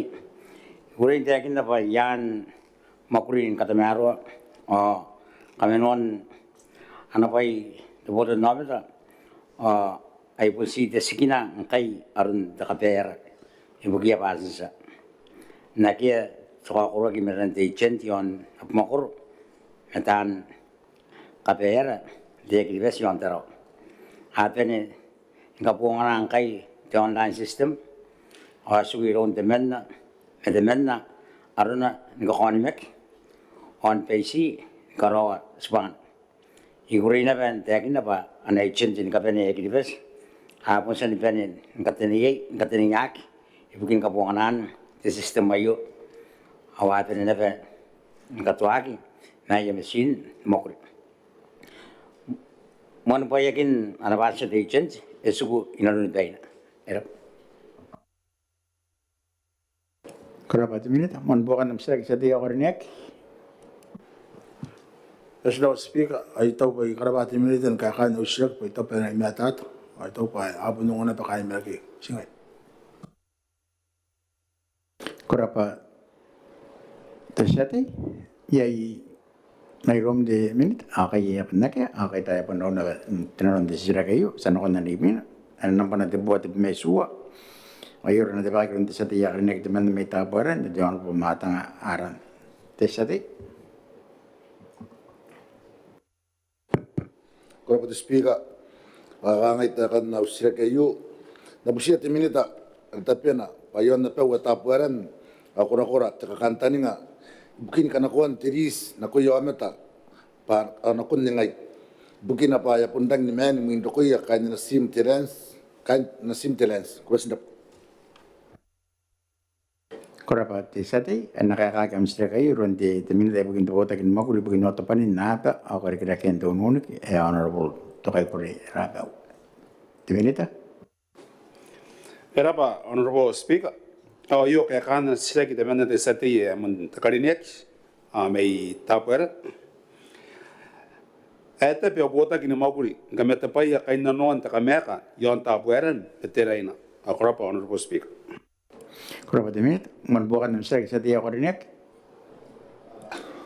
Kalau pada speaker, kalau pada minita na kaya ng tangiroy, bukan di sirak, tako ba, takamita pa yayu, men tapi kakinda para sirak kayu tay kanak. Okay, kan busa ti minita, iya nakataw-taw patawan ako ningay, ki pun kunan do ko yon na makura tapueran pun noria, ki ang taray tapo tinan spot, kana ako niya, akamita pa ina may yon taraw may kay, kaya pumbukan ti sirak, iya nakataw-taw pa na kunan dikiro kunan matawa na sim, pun karawan iya kamita pa yon tapueran, yung ni paisidik, kita titirayo, pasindap. Kerapa sati? Tuan ampasinan? Teminita? Era pa te Honorable Speaker, bukan na sila tisay di men na karinek may tapera. Pwede mungkin takangan nga ari eile meron turo kung nanatap ni kainis may kain nanon na. Peita ki may tali na ni teray na. Ibugin takangan te budget may sinoria. Today yo an mo watanga wapi mo no. Ay manangara ni kaya yata ikaw ay kay. Ibukin norakin puntaran takangan ng meroro at bekan tereyo. Ako ra pa Honorable Speaker. Kerapa teminita? Kauan bukan namsrek sa dia kornek. Kalau pada speaker, hinang kakay tawo di minita na kaya kapag nung kakay tapueran, ko takataw mo na bugin tiririg tawa na mitawa na, irapan na kaya ka, tawa sa suguntan nga ayo, kaya na kung tiririg po ko nga wapi mo nowa, irapan rin ti minita na kaya mas ndawari kita speaker. Kerapa tersate? Temia yan merom kaita ko kaya pun kangaya pun borai tu borai ki. Sana ko na rin mina sila kana naman at buhat in pinawa ayori na makagrundo sa tiya karena kita mendamen kuno. Honorable tawa na imeria. Tersate? Kerapa Honorable Speaker? Kaya ispaw mo dito yakan ang panaran kabaur ko. Hindi tayo mayroon sa ti. Kanarap mo ko kabaur ko ti Speaker. Kanam tayo po at Presidents ta Kauman. Milita, tinitan ti kaitara, tantiin ka pene. Ay puntaan ora. Ti panaran kabaur na ko iminti nga po ngayon, kana pene ni Bauri. O iyo tayo kan usyak. Tira na tara tau tayo. Yon kikirakin po ti Baw. Yon kilibas. Kerapa tersate? Yang nakakagam sila kayo rundi Takuan bereses, ada pun timin dan be bukin tebota kin makuri bukin temane, abe pairen karikirak,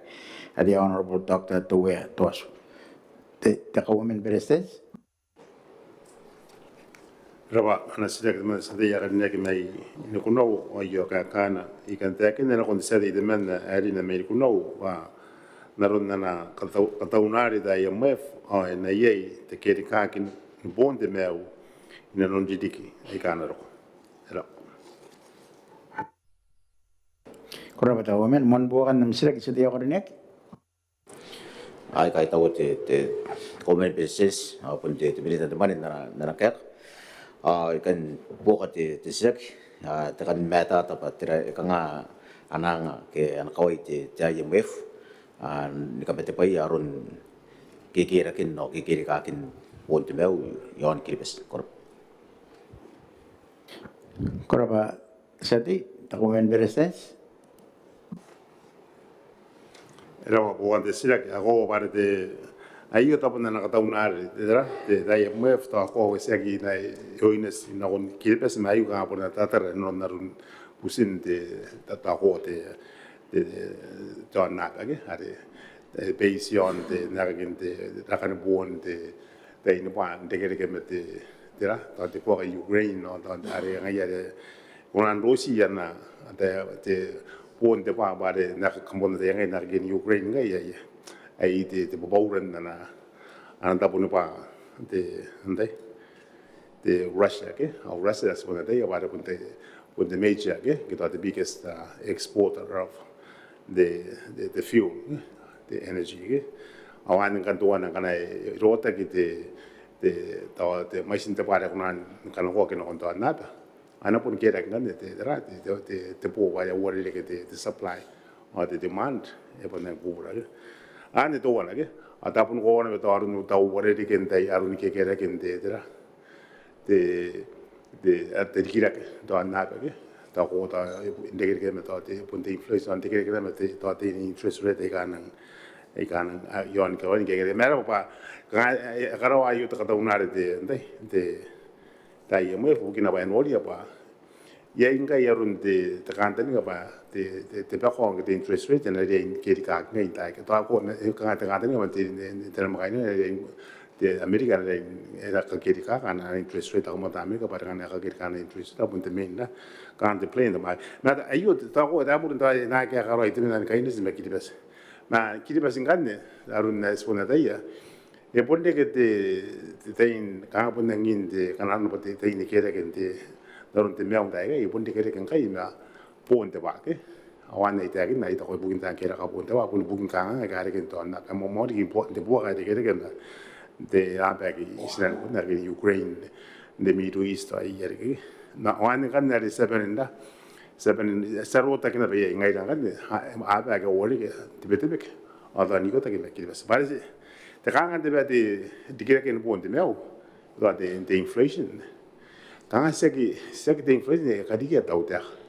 kan te be sa bol me ka ina no ba te be sa ngana ki to era ne ke de mo de imported ke are bukina ba ara abera nang te ke angi meu ne ben ka bo me san ngai vai ga sen we ga bu ga na ke da ke te ponte wa yari pona ke ara ara ka ara ngan de to wa te ke da ke te ponte me wa ke o na ke nei tang na ke ponte ba ngai sponde ko na ni ka wa nda ta sang sa so ba na ka ke ga ponte ba ke ni ko ta ke ma run te transportation na ta na e ko wa ngan na ta e ka te ponte ra ro na sira ke te sa ya ne ke ponang ina no na sida ka yenga ke wali ke bena ina no patera ngan de ananga tautea kana koroya ngan to pera te arun kera ke te ponte me awat ke awar no te ke pun se ki tautea ka sita penan ke to ase ngai ya ka tiga kan ponte ba ponte pe e kasua ke yon na run bugina si angin me ko pa me sero ala to one ponte be ina bala business ke private sectors ponte be ina be to one na dia inda ni bu ke lam de tra yo pare na ron ka mon ya mi tau ta yo yo anang ka ro yen ka te sun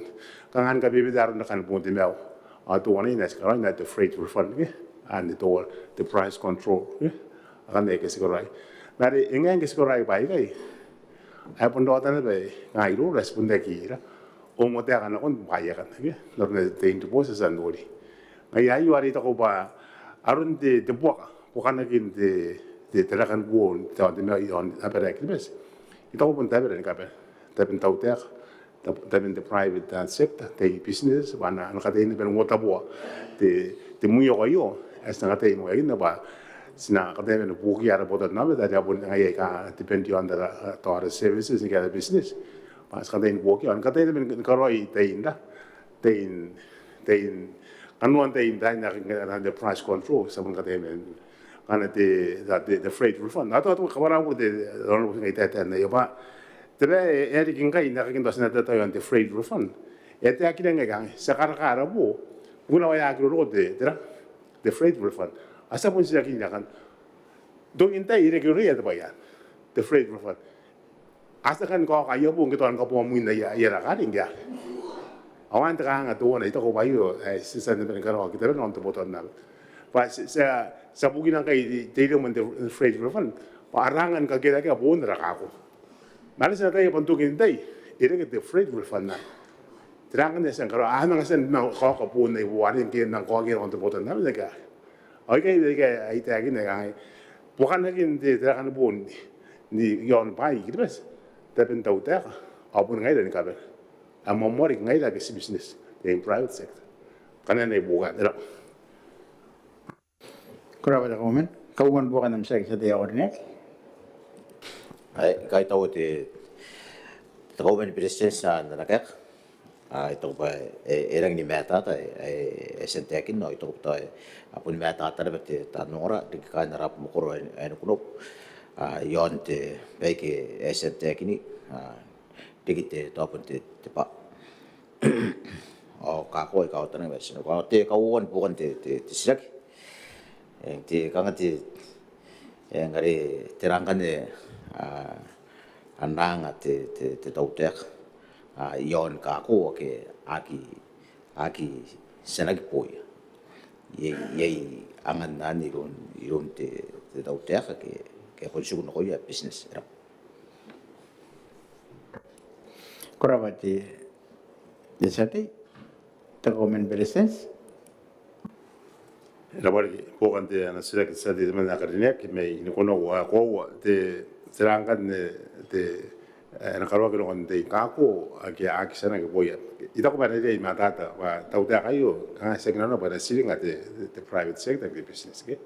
ita ko ba ka ga na mata ta ke no ngai ke te ngo susuro ba de pun ta vera na ngai te na ga business ke na da ko an kan ta pun te tra ta pun te kanon te mo uri pa tra kan kana mare ka segi te ro na ne pun na control te pain ka bele na kana ko wa ta pun ye te pai ke apun akunan ta pera ko ta na ka kin tra kan ne na ko ro te ke ta te nong ko na ke tra ke pai kan ne ya na ke ta te na Irari, patao ayo tao epun kata na rayo ke, na wakili non tadi ke kata yang karo itu batera tiang as kunai karo itu darun pokon kami beten de tera, pokon de alon de tera kan pon de da ko na ke ndo kan ta ka ko wa ta tuan me pokon ngai patao ipun de ta pon tis. Ta ko ta ni mga rian wakili ko pon tis ngai de tera wa ya pun di ko wa ta ya pun noro ita tu ta. Na ko ba era ba na sila ke seti agora kasuan ko pa ko non te te moguri non tai da kai era kurang pada komen kamenan bukan nam sira ki sa tayo ordinate ai pun kabanen te bukan te sirak ya kai tau te te komen preses atau ya kare ke na ba yung para ko wasa ki kan siringa te te business me tarakin te kai non te boto namat ya kare ke na ba yung kana pun tarak roi pa to ko ba na pun Raka te tayan pun tayan kako ni katua tayan lota ke tau pun yai dia ina pa na dia indak pun te kako kangataran ni kai yomata ana mekin na pa katua rokon te kako ai erak ke era kana pa pun na terang ana karo wo kiroi taraki na pa ni ron tau ta erak kurapa sati ta komen bereses erang skilo te yon na ni kanga ni ibu po ki doin kata meruan ko wale ta bun ni kau mo te militare mina yana yo de yo ata ko ya ka di ta ki maya mana ko ka sa sanu rarum te ngari sina kata in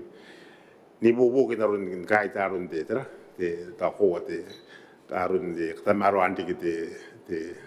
ra nga te wak business ke intero na enagi dingak ke do te kana wak te private sector de business na enaki nebe nang tiga bapun abun tuwa tanang gura na ko enaki tonga sa ni wata in consumers era para pari ke ta kan wo era Kurapa di Owen Research, ada pati silakan, sana silakan remin, anu pan tempo buat ini bui matenua. Ayu ada nada pakai kerja sate itu mana kerja nek meta buaran, nanti honorable Costa ke kokoria. Desate. Kurapa honorable speaker, ayo akan nausirak nampak tempat ini bui matenua. Tarmin nausirak in pauin tau sinti. Ana ko yon tangiran ta kamawa yon na pawa ta buaran no. Ikan sirakina teminita karinya karita pena pa ya pakaya rumun ta kamawa ayo ibukiya kay na pa wa ta puaran ko besin pa honor speaker Kurapa sate ay nakakakam sila kayo ronde teminita ibukin tapota kini makul ibukin o tapanin apa o karikraken to nulik adi honorable to kay purira pa teminita era pa honorable speaker ayo kaya kana sila ki temen na pati sate ay ta puaran takameta pa imete pero nga pun wak yan kakayan nangan takay na noyo akora pa honorable speaker Kurapa teminita mon bukan nam sila sa tiyo ko rin besin pa honorable speaker ay rapari kita minita karinya kariyasan nanganak kaya ka mananay tara tawta kay bukin tapubusi ayo kana kwari te honorable speaker ta si tutana kabaraparaan na background te tera ausra kayo may kana ko pukan te sirak tan inanon wanga wo bimetinu ka wanga wo bimewa e yana sim te telain ser ko itapo eran bugin kan wakin te form au kantani nga bati ayo ena ri bati credible proof e bukin anakai bukin te bubusi ayo ngasa pa pon kora kay nano kin ayo terang ke airari inanon karawan na peri te tau te ka te minda bakay na tapon makuri ay no rari ay na pa terang ke akunan kapongan ak tenan form sai kay yasan na asan kanuak papunta ka pa naman ya kura arun kanuak na payay ka tangira kita polis ya kapuak te birth certificate ya kapuak tira na kan akan na kanuan te form sa busia tira te minita pa inanon na ipepero nga yari pa yasi ko inanon pa yung tatawteak may inanon na ipepero nga ya piyat inanon ay kay asan karawak panaki katsukak may ana kona na pendini pokon te bayad inanon tayo kano kanano na payapasa yo basin na pa honorable speaker ako na pari kita minita ko rin teminita era pa bukan na sila sate na pa monte benta karinet ibukin to pe pa me pe kara kiasen wakina kinanon tain tirok ibon di matone pe jobs ni karine yon busimai pe pa kiasen karot punte pana kaparabura yan teire men dokon te sim inanon tiri kayo yan kurasin mamana nga yan tepen te minita mena sim tabo kena ko yai ayare yakan tane ngaki paturokon nam abo makoro te minute sate ya korenet takatenu on week inanon sanwar akora pa honorable speaker Kurapa teminita kawan bukan nam sila sa tiyo ko rin Kurapa honorable speaker ya pun kay tawari kiti teminita karinya kinana kaya ka ya sinap patira ay yan nakakamakulit tawta ka yan ana visit ana sim teminita karinya kinakon na pewa tapueran sa kanta nga pa ang rakain tapueran no akadia diatra tokon teminita yo yon na pera ang tauro dan tahun nga marakayan merin na pera tapueran ke ngayari kuna naging busimayak teminita karinya kinapapakin temewa kuna parikin nam kaya erang tangira yon karawan no ya kain tapueran pasakan tani ngatira ari minsan temakuri basin na parik yon posbika ari tari teminita karinya sila pa nanti kirain nanon kanon tengay na hirap. Meron na minute. Apun buwas nan. Kasi karimin apan tabu api mau ayore na mga grande sa dito men nakarinig may pero yata ya orakin ko. At ayore na kaya kakiron esad na nga na anak dia pai na ina kaya ka aroan sa di ari temen arin titrayo aja honorable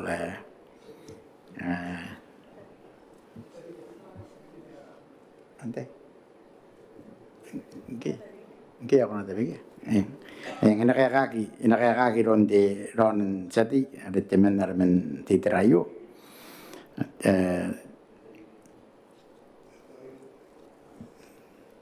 tawaria como jadi Kurapa, Honorable Speaker, imanya kana ko arsira dite denga po ngayo ya yere tay mate taru sa tay may beru abun kan beru kameru ko te speaker kanam tay po te presidents kaumen na te tridan ta kaitar tante ni kamanya ngai ni kamanya tamaron te denga po ngayo kamna ni ma aja ko kuren tapi ka ana setay akangai taru akangai ta kan yo kona te militar tapi na ika kaya angan nang pun nangana ki popos in takataka yon Peru peki tetang pa anarairi yai ya takataka antai takasine kanga po siti yang ni kata maro na konto wak pa ina kinkai are spak ndai na kapuan aya peki ombe na demeta pe yo ndokon takai buke ndiko takataka terapa speak kurapati sati ko bokaram de yeti teora kidon sa inaka ami sirakyan kita ona sirakiram sati yari idon te minita bukin te bota kin makuri bukin kaneva business karopa ya popos honorable tangareki red te minita Ako rapati speaker parinya kaya ya kangen kande kaya kande nasrek te sati yari ni may Peru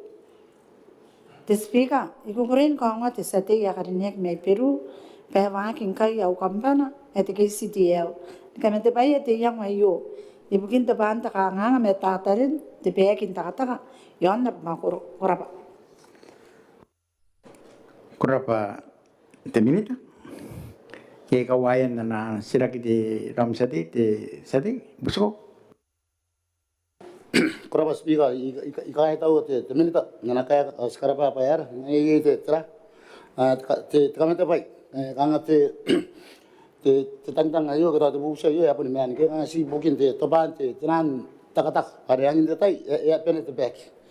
mas sekarang apa te tra anak kaya te minita bang ya ena mau kuliah kanga kan tadi na bosek kami te baik ena kaya na te kami te baik kanga te tra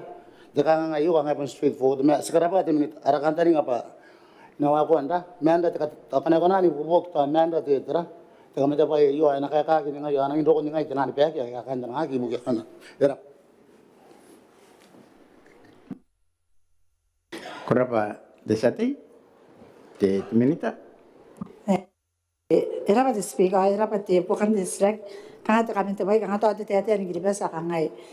konan ka pungana te yen chero pena ina ta ki na pa tre karawak te makuri karawak ibon yaki beni men bari ngai bukin na yarono to pun de sati mai Peru ande tak me tante ni kapene ke ye ya kangan de beki ya pun sebaru ngai te ye te ta container ni kamen sanduk ta container da te no mai sina e uta te beki er kanga de beki er te tang o mai sin kanuana no pi no watanga kanga pun nane pun te rato ta ka karwa kinta ta ye kam ikana ko tinwa ta container kanin tayo na ro ko the next shipment san yang hoy terate ke CTL banang karaka no ta na kon ni mewa ta container ba yaran ne ko ran ka kai tararun ta kanga ngayon tera tatarin de bag o ye na bangan na ana yang ware kanga pun yang hoy banang pun ka pun ako de bag ngayon ya karaka ye na ra ana container na kon ni mewa na kon tayo na ro banang inang ka pun ako na hoy yo meta ana pun nurarun kawakin na ye bag kanan ra pa pun no nit ari pun kapu awan ni taka awan ni kiri to kana kasini awan nga pun da kapu kimia awan pun ti meto aron tera kawakin nan kan ni roya ngayari ina kiri ro min te ya ve ko no sina ko ya pu pare ka kawak bai pa kana na karina kinano no jero bana ina ri kina bana ra ye tera KCTL kana ka pona ko ako ra pa kana na ipo kante te speaker parinya kurapa te minita kawan bukan te sirak Kurapa speaker yaman te ake te ai temanan ka kaita no konte te mina ita upai ato pagi te arakan tani ngapa kana ero ko te konte na ne mewan ai spagi na onna magoro arakan tani ngapa yar inang mais te tra ai nang to te kain no yon tangiran tra te pagin ta kata ngai ai pun te panan ka kaita no konte minita kain na kampara te kopra miu bukin na tra ya pe puta tai bukin te tra kabande te puta nam ta puta kan tra ya ka ngata nurban ai rap speak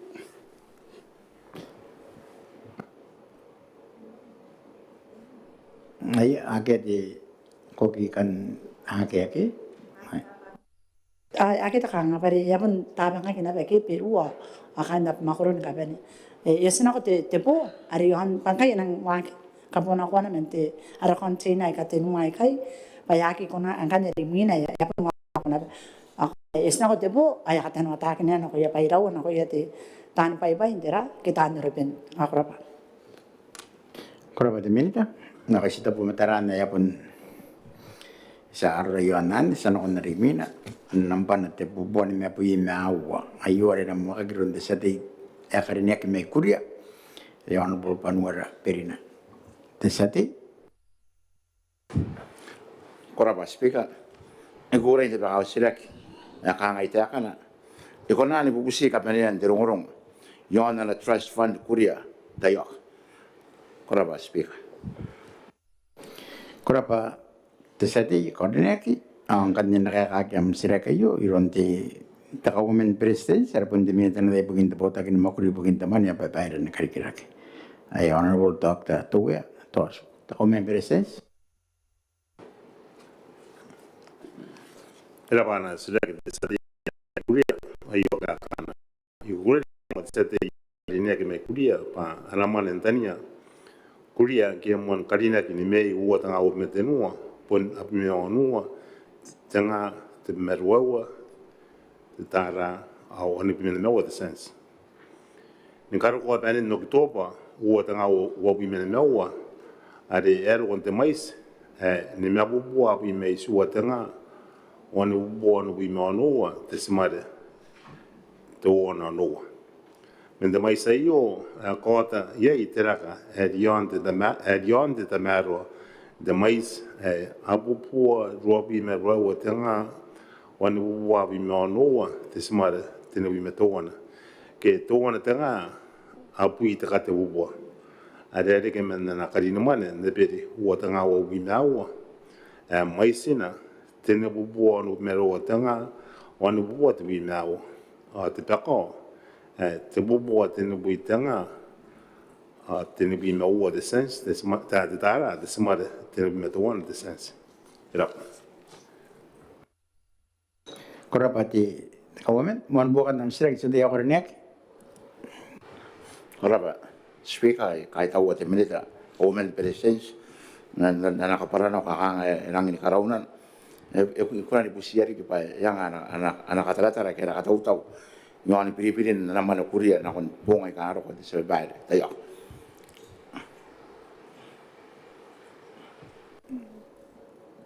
the women presence era ba bona sek sete ya krenek ya ako nga pun are na mane kulia pun to wana ipo kon te traba tare mane nga yang kai skarin na isnan ku ge ron te sa da tara tua ta mane are na ga Black Rock yeah Black Rock the biggest fund manager in the world pun ngai na ngai na te mane bu na ku mene ga tara na mane tania kiribes ke ka pun ka ngai ton nangau au ko taunare bukin tai kana ro bukin pipirin dana mana ente de takulia ke te talent council trust fund as tara ya ke bare ka saran da ba ka sek di barang ate Cristo bol da ka ngona nori tai kana la pun ka ka taunare ba ina pun ke ka tas kuna ka pun ka taunare ba na ke na kin kai de sa ka na kin na pun nori da mana de mana tania para de mana tania pun sita bote fund manager tara ana kira kita manantanya ina kira iri ta kira kita manantanya mare ko wa de kanga kan ko wori kan ana sia ke sa dia nek Kataran na po no korai, mese kuna ton in promise ban ina po ni kera. Era kana ne woga. Kuraba the comment. Oche ngamai tengok the comment. Jadi kawan bukan nam sila kita dia orang nek. Orang yang dapat ya, Honorable Speaker, kaya tahu ada kita, kau menurut naya, kamu kuri makan dalam terai apa, araman ikai, anak terus mengaku ya kampana ikai, bubur, amen kurang pahit Speaker. Mana ni kampana kon buang dia ikai, sama apa nongor kita nongorong itu maru, naru intera, kamu kuri mana ni kuriam, apa ni yang mana kau cakap kampana yang ini best, akhir awak silaki, Honorable Speaker. Kuraba sati. The comment resistance. Ko ina kara pare kita sati ya kan ngai me kulia ka ngana te ka te stake wai to ko bai o te pai e nang kawa ke no ngana pe ki be sexy ka kulia me ki be sapa ni narun te pungona te ka ki bai ai ngai apa na ka ki bai mi tau te ka yo ka ka te te mane sarna ba ya mane council yang dale council trust fund ke ba ana ngai narun ta se snore no ki na ta se ma pun ka na te lupo si mai parente o sai yo ade isipun ka si mo no ko me te mai se te nuo te milioni ke ada te bel ngai e tapuru te mai san ke kita ya kan tapuru ngai ari to un te ti yang wa nang e pun nang te maro au pun ti kan te ngai wa na e te me to arun na ki to kumia na ke to buta ki nan te non tai ka ri ata pun ye te mo to na ena bilion ne ke ta ko to ngai ka nang ura yo ma kun kuri o ta yang ke ai kita ko ngai kai ka atau what ya apun kan lu nanti kita asan lu nanti tidak dibikin ya de kai pun kami nang kau kai nak ya de council entai kan wade karena enak kata kira kita mana mau ada mau milion ya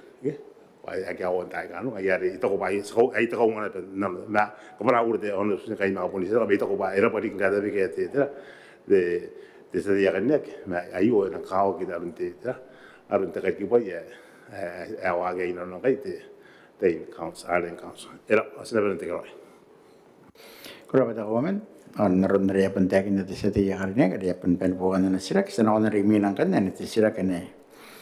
yon na rota pepa na para nampan te bubu ni mapi mano ayu ari na mama kirun ina te pa kirun te sati ya karine kame temen na maya payang John Roll Ravinia teato te sati. Kuraba Speaker, ya kukurin tapi kau sirak, ya kangai te kana. Ekonan ka para minita, ari tapi na te kamakuri. Isnaru kun tiara esi scheme pa. Iramen meya peyang makurin kai, Kuraba Speaker.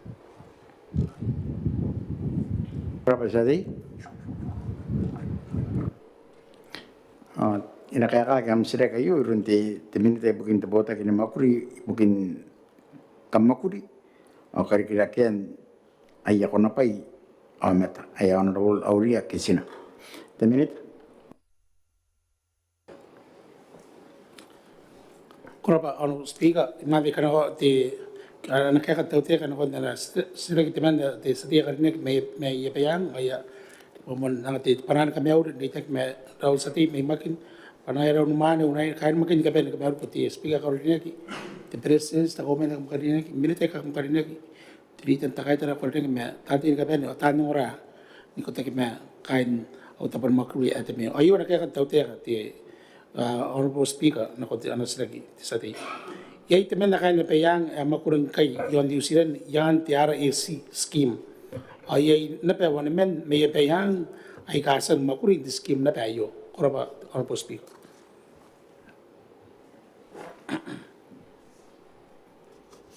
minute mic there in mon bukan nam sirak di sati ya kornek Ayah kaya tawari kita minita, karinya kita kaya ka bukan kan na usirak ite yakin na pa yai te men nang kai makurio may main na yai one men konan ka para te minita patira roi ta kangai yaki kira kita mai sapa yaki kiri kak koraba sati amai ai korab te minita. Kira pati sabi ka rin bukan na sila kaya de layer te uroko te amene metawa are te kamakuri kata urok men arata por makuri te me karawan te interview me te nakita ikan ne karawai te sa makuri me sa ko ayari pun te kun te tai parian te kamakuri esuko meron nantai te sa makuri me sa ko ki ayai no te tera te dongorongo ya te kanya pe yang ke asan iri ke te tra interviews ai ka asan korog ben te ki rawa o tanga wor metenuan karo te o tanga wor mewa and te mai sai ka wang na ke a ke mo da te taurai i te employees da nos mai yan are ta ye rori mi na interview kana nei popo kan te sate ya kwari reki krabat Kuraba te minita. Te mon bukan nam te kawan bukan nam sira kita dia kornek. Ay rapat te minina nakamatata nakapara-para. Bukan na usisira ki pusida po pusiri ki nakon te minita pa. Tira tianga anak ko na karawak ato na ministry to te popogi. To tira iri ki to tira ri ki anga anak ko na karaya kain na yang pa. Yang ri ki kira ki yamai sin maguri tapay kay. Kuraba te sate te minita. Era te sate ka rin bukan na sila ko iskai tau na sila kayo ito mo sa kisi na kanga apayang te kanga te akin tayo ito pa po na kanga makuron kapenegi isla wa yokora kay ka aro ko pa ay na interview apo nangina na ka ito yaki lori mini ay interview ke ka ko ko interview wo wat tinua awat tay ke ay ito pa dokora ka asan karo interview ay kay sakit de kain de work ready pu ke apo wa ke ponang ina be na ke hasan na usina ko ke o ke ama ngogi apo ne yesina ke agi to kintar bon de aya karo ikan de ke nasra yo san na usina ko ama ngagi pas di interview ke mai ka parabur de yo pare di interview ya agro ya kan robis ibon agro ita ran employees mai sina ko ke ato yo ngai sra ska wa tri na ko ya ke ngai akatia ke dan Island Learning Center ya na pagi naron tuan ab mem apa yang kai ataupun Christmas ayeri ka makro ke asal makar boyai ke yon tai kai didi kai mar asal sekarang ayah bayar ipun yogi metaron di tiki IT ke tapi mungkin ngai gitu kan kau ngai kan makin tahu makro paris sana beka Island interview agi ke ai sogi teraya gak suku kai datang nga nak ko pon kami riri tiki IT ke kalau kami English training ke bare Ada te bai yo posi te dar metan ge kana ero te employee karo te dra di interview apo si ara pon te interview te dar metan ya kana ita ko ya kirang dori ya nakaya kaya te antai te kan te interview ma ayo ta pon ara pon ta kaben bai ro na ge ya sa ko ya ko ra ki ge bana na ti beton da kapo ngara yo mon diri di ko posi te dar metan ge pai bukin da de ge ya ma ko risan ko ge kurang te honorable speaker Kuraba te minita. Kabenan bukan nam sira kita dia kornek.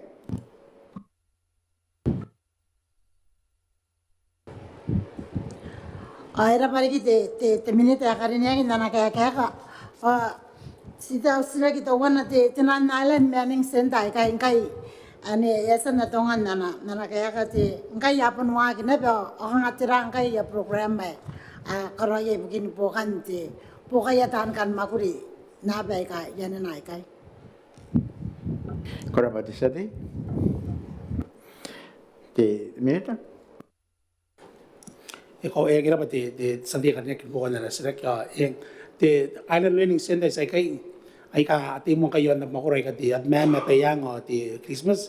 apon si wag mo yon te English ge are certificate 1 o certificate 2 ge ibuki te angko te na school level sa kaya ati metonda su yon na peke ang ane ka si te ibuki mo te metan kaya wag yon na ge era kuraba te honorable speaker Kuraba minita. Epenya aron tisira ke an kan sana kon resre kare min de buan me bi meteno nam pana yan to te pepa ayora ina te pa ron te sati ya kan nek me kuria ya on ro panura perina ta te sati ora ba speaker karinek ayo sirak erang ini kain nano kana ibo ki te banke ai enze ti kuria ngora ni busia ta komen presenza karinek ba ena ko ngoya kain kuria pa na ro ningai yo an kuria ta ni ma kuria de bank bukan kare ke ni bobuk ka kain no kuria kain da pa ni kuria ora ba speaker ora ba te sati no sering mic ke busi nakaka kam sira kayo ronde ta komen presence ai pandemia dan lebih bukan tepota kin makuri bukan teman ya bebaran kira-kira ay honorable talk to etos ta komen presence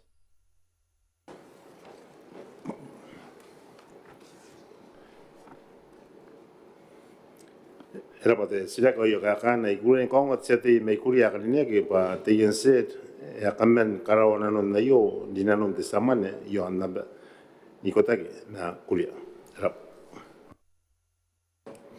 Robert Owen, mon bukan nam sila sa dia ornek. Wai tau te speaker ai tau te Owen na kaya kayu ko amendo. Ai kanon na di kiai te sa bado kanon na kai kuria. Te machine na te ATM mo pa ni po pa ya kan te sa bado. Ia ta kan tane nga bana konon ko. Ai ka kin service ai kai yon kuria tayo. Daw men verses era pari ke puan na sile ko na me ata te sa dia kalini ke ta no ko ta ra ina no te ATM ke te F pass. Ke pa ngana te ATM ke to bana pun ka ka ta te F pass ke ka ngate machine na te ka bona te council ke to te business ta ena wa ko rikan ngana te F pass ai ta ko bana ake ka nga pa te basi tangi te ense te na ro ko mi bubusi ke ta through te na konta ngana ta through the treasurer ke ta ko ma pun ka ro kana directly on te ense ta ro ai ena nang wa ko aro bismana era na ne ubuka Berapa tahun business kawan bukan nam sila sa dia ornek. Berapa speaker te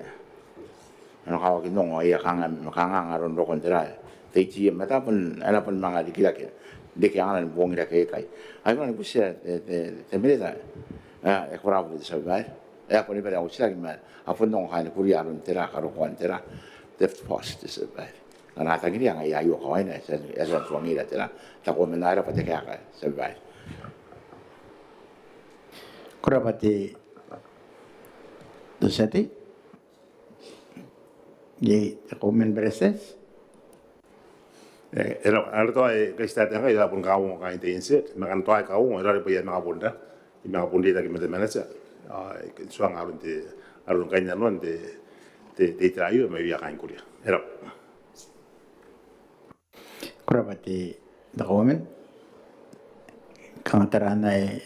era unon di sedia ornek sedia ornek wala ko yang ki barakin tin dila ki bang pun mga alura di kamana ni ka kai tau alura bo speak ana kon alun noran te takani bo ka yun ta komen na ska spoy na non pai nang dara kura bat sati sana kon nara sira karimina ane nampana te bo min meu e karau te ka te sati yo ba yeti ye yana rari yana nakanga masana kon nara sira karimina ane nampana te bubuan me abu min meu no iore ne pa kina vero de sati te menda ka ne ka me ya pa ya e honorable Ravinia te to tem te sati Agora ba speaker ya pura inda ka usra ka ngai te kana e kona te minita are ta pena antaraya banang pena ni paka manen teli grant na ko ya ki area ni paka na ko ya yo ande be yang Kurapati sati inaka kam sira kayo runti ta komen beresa sira bunde mina dai bagin te bota kin mani iron kira ke on roll doctor to etos ta komen beresa era pari ke na sira ke ron sira te mena ka ne ke me pe ya ngo yo ka kan era pot seti ya ka ne ke buken na sira ke o yo ka kan esen pen ni baka te mane ni musira no ya ake adiei ni baka yama Kurapa tawamen mon bukan nam sila kisa dia orangnya. Ya kaita wari kita government president ngata yakin na ba ngaya apen insan paga manen tenan leave France skapara pure ngayo kyo kera sra kayo pa naron ya tani ya inko angke man paga te leave France o van pa nga benen to wana tetai ikonan kapara para te minita pa yarang kaya ko ko pakan na yaman ta men na kita men kay ka pa kamo ya ka pa kay mina ora pa speaker Kurapa sati ako sila nga mic kimsik. Takomen preses. Raba bukan sila kata ko pada na uga kaya kanga esen pen ni pa kan ko ya na adia ni pa kan ko ya. Ako pada kan ta na ye ka to sinisina. Ye bukan lagi na nakapapala dua pa mente tan mo ulin ta kamsila. Amen na ka ku smaik ay bubusi. Ye. Tinimen me bo ya na men na kan. Ana marin de marin da kuma kusi. Temen ya ku smaik bugina pa ke ana to ta impebe aga kaina no ke meru. Ngayan kan de dera ane bugin. Atau ibu ya kan te increase ku TGS ke kita ko banda ta kaina sa yo na sila sa tira ne ke no ko yete ngai tau no ya kaina be ya de ngau me tire men na ku sma ke ya ira aya to ya me bugin de li grant pur bugin la ba ya sa na ta mo ne ke mauri no wo ta nga wo pina kanaro na kan ta na ke to kaina no ki te tra te in to ku me ri kana ro ne ya ai tau pun si de men ro ne ya ira ai te in be ba kan ya pa no ko me ita wari mata ta pare ayo pun di temela ta pa pare kana ko mo sa na na te mo ne ke moguli ako na mga na te amli grant ai no ko na mo moguli buin tiri ka are no war de li grant ya pa ka ina ries ke na ko tu ri to na so pa kan na ga mo men no pa na pa ka de li grant buin wo ta wo buin na ya ki pa buin apa en wo ta wo no na pa kan wo ta wo no na kan ngane bukin kana na wane wo wok aki pakan mena bukin apa ye suai ka sa nulak kita yaki ko mora ya runte to de application na bukin de kuran kana ne wo wok ra Kurapa takomen kawan bukan nam sila kisa dia orangnya. Era pare kita government president na kaya ay ko wa eto yay mara yon aron ka para ne ay ko wari yay temen kain te pisku eto pa so ndege yaman naron ka para na ri swangak o to apun nora na pa kain ne yang o me tata pangayang anako era ri temen me ba oya eri te me yo men anakin te teman nak makuri pusi te pusi na konte temen te akarinek pa na konte to ndita yay mara to pakan na ri mina ko na ni pero ngaya roy on gawa roy pa ena pun na ke temen ena sung kana ya pa ka teman ya yo kana arno pa noria anasa karo manin masra ba ye yo me tai ka arari asan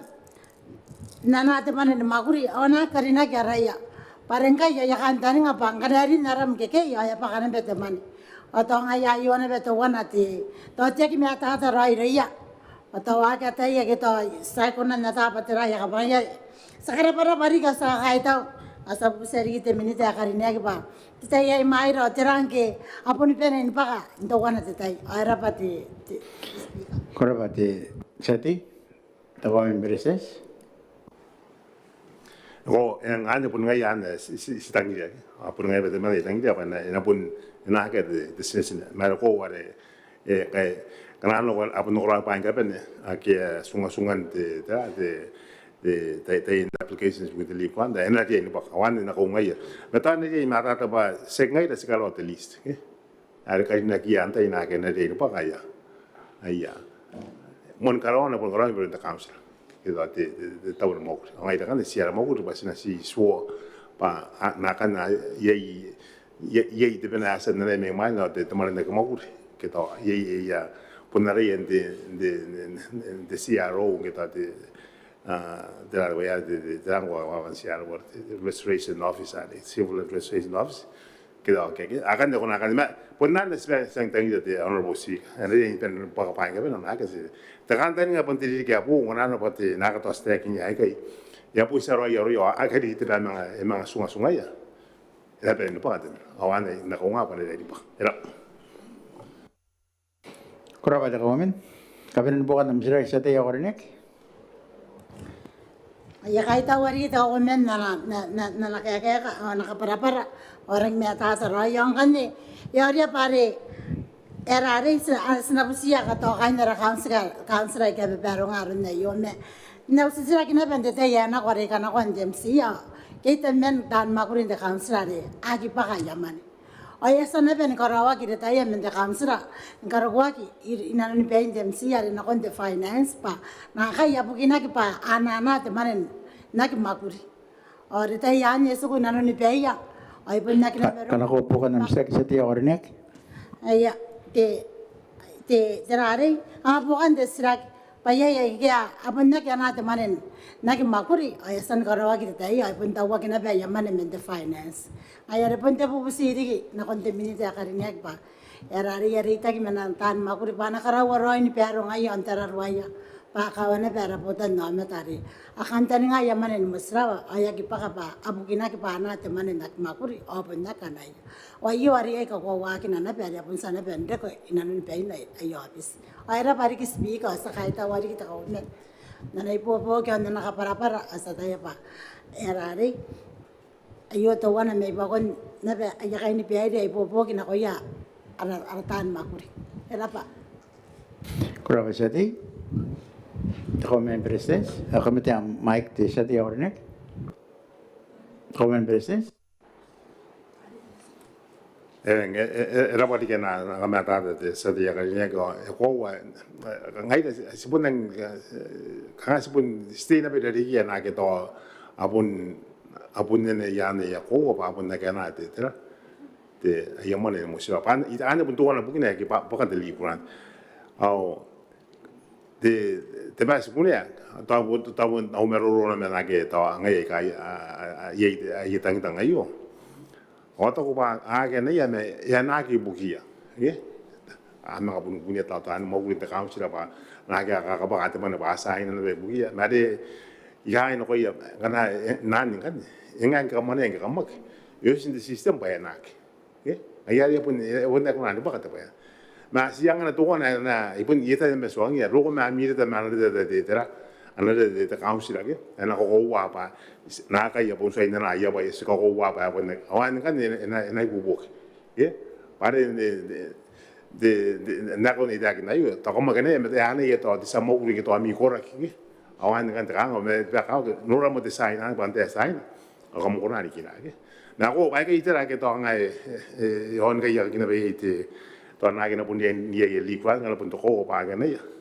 again about the authority as one at the Zamogu de York, Banana theatre, a yearly grant, Mary Yandon the Copan Roya. One Yankee Wagon, one again, the system, use one. One and nobody pay. I say, walk at one go on the border now, and I want to walk in the Raganaigo, one of the Nana area Nagana, after Pagaya. I leave grant, I think I eat an old was granda. Now I walk now, don't mock. Kurabati tawamen angkan ne janon re sira kademia na man te bo no bimawa ayore na pan te pala grunde sa dia ne ke teman me beso ya honorable doctor Sintiang te sate te kuraba honorable speaker o yo maniven no sira ke ni namba te bo no bimawa to te beba na busia de minita re tapena kana nora ya in kariken de gribes road code booklets Ari tere ya iswan te kawai na koy yatan ka pungana. Payonga na yata swan te kawai te bota nometa imay na yakariki ay driver's license. Kurap honorable speaker. Kuraba de sati ay nakakakam sira kayo ron de minute pin te bota kini makuri ibugin dongro ito men na mamana de honorable Alexander Tep. De minute Honorable Speaker, you can section the other may be so.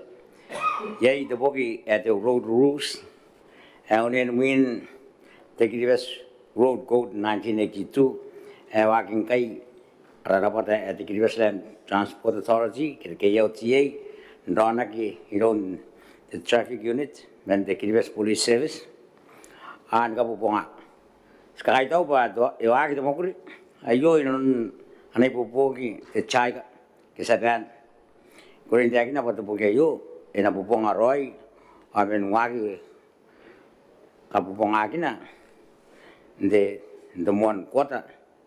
the what I would know. Korawa the minute. Man bukan nam sirak di sati ornek. Korabari Honorable Speaker, irang in kahit awat the minute na nagaka, mon bente ta merwa, o na nakamakuri. O iyo bukan na usisiraki. Nabubusi yari the minute at kawangan no. Ano kaya na tayo makuli? Ibugin ta katamero ayo, ibugin to tokwan, tayan ka nga, ni kawain na ko te botan namin to. Correct, Honorable Speaker. The minute? Kalau sebaik aku dito ba, dapat kailan ako sebaik ako dito ba, pun ko kawag ba te KLTA pun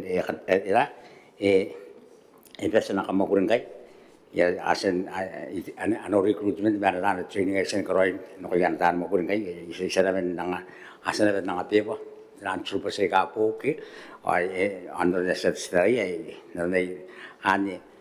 ke tra te boy ya wa ki no kay te ke yo chi se pai ra da ana wa ke yo chi yon ko no san traffic lights ke an ska te ni kata ya kyawon yen kay pe pa ni kastan ngai se pai ay buin ka punganan ta ko sa bay. Ina da ana wa ke sen kan kamay ni ligi pagi kyasen dang titir kita ko ka nga ke ay asen ben wa ko nan sa bay ta wa ngam ko wa I tao I ka asen an song ka ba rin ka ma wa I kira ya pai ke ay ne kita ko sa bay ako ti ina ti maton karo ayo te ke yo chi sa bay ngang ka bus ngang ang ka mo re ka ro na ta ba tadi atin ta ko pun darang tawain ka punganan ke Ari ki bobo yang suan takau sebai. Herap. Koraba the minute? Kawan bukan nam sirak sati ornek. Korabari Honorable Speaker, ay tawag kita minute na nagkaka. Ay wawa the Honorable Speaker ay banakya bukan na sirak. Nang dire-dire na nagkaka te minute. Karinek yo takatigiroy na ko ina na anatan makulin karawan tapi ya mo benta kawak. Koraba Honorable Speaker. Koraba te sati. Ye meron the minute? Minute? Ikarapa panan sedi, ay piso sa tayo ako arapun piso na atau tineno pun tapan pisi sa tayo ako ati. Apo no kan tikiyo ti karapan panamo sinakiyak. Ya sa tayo bayo trapote monto puangan ibin nauri yara pun nauri takaw.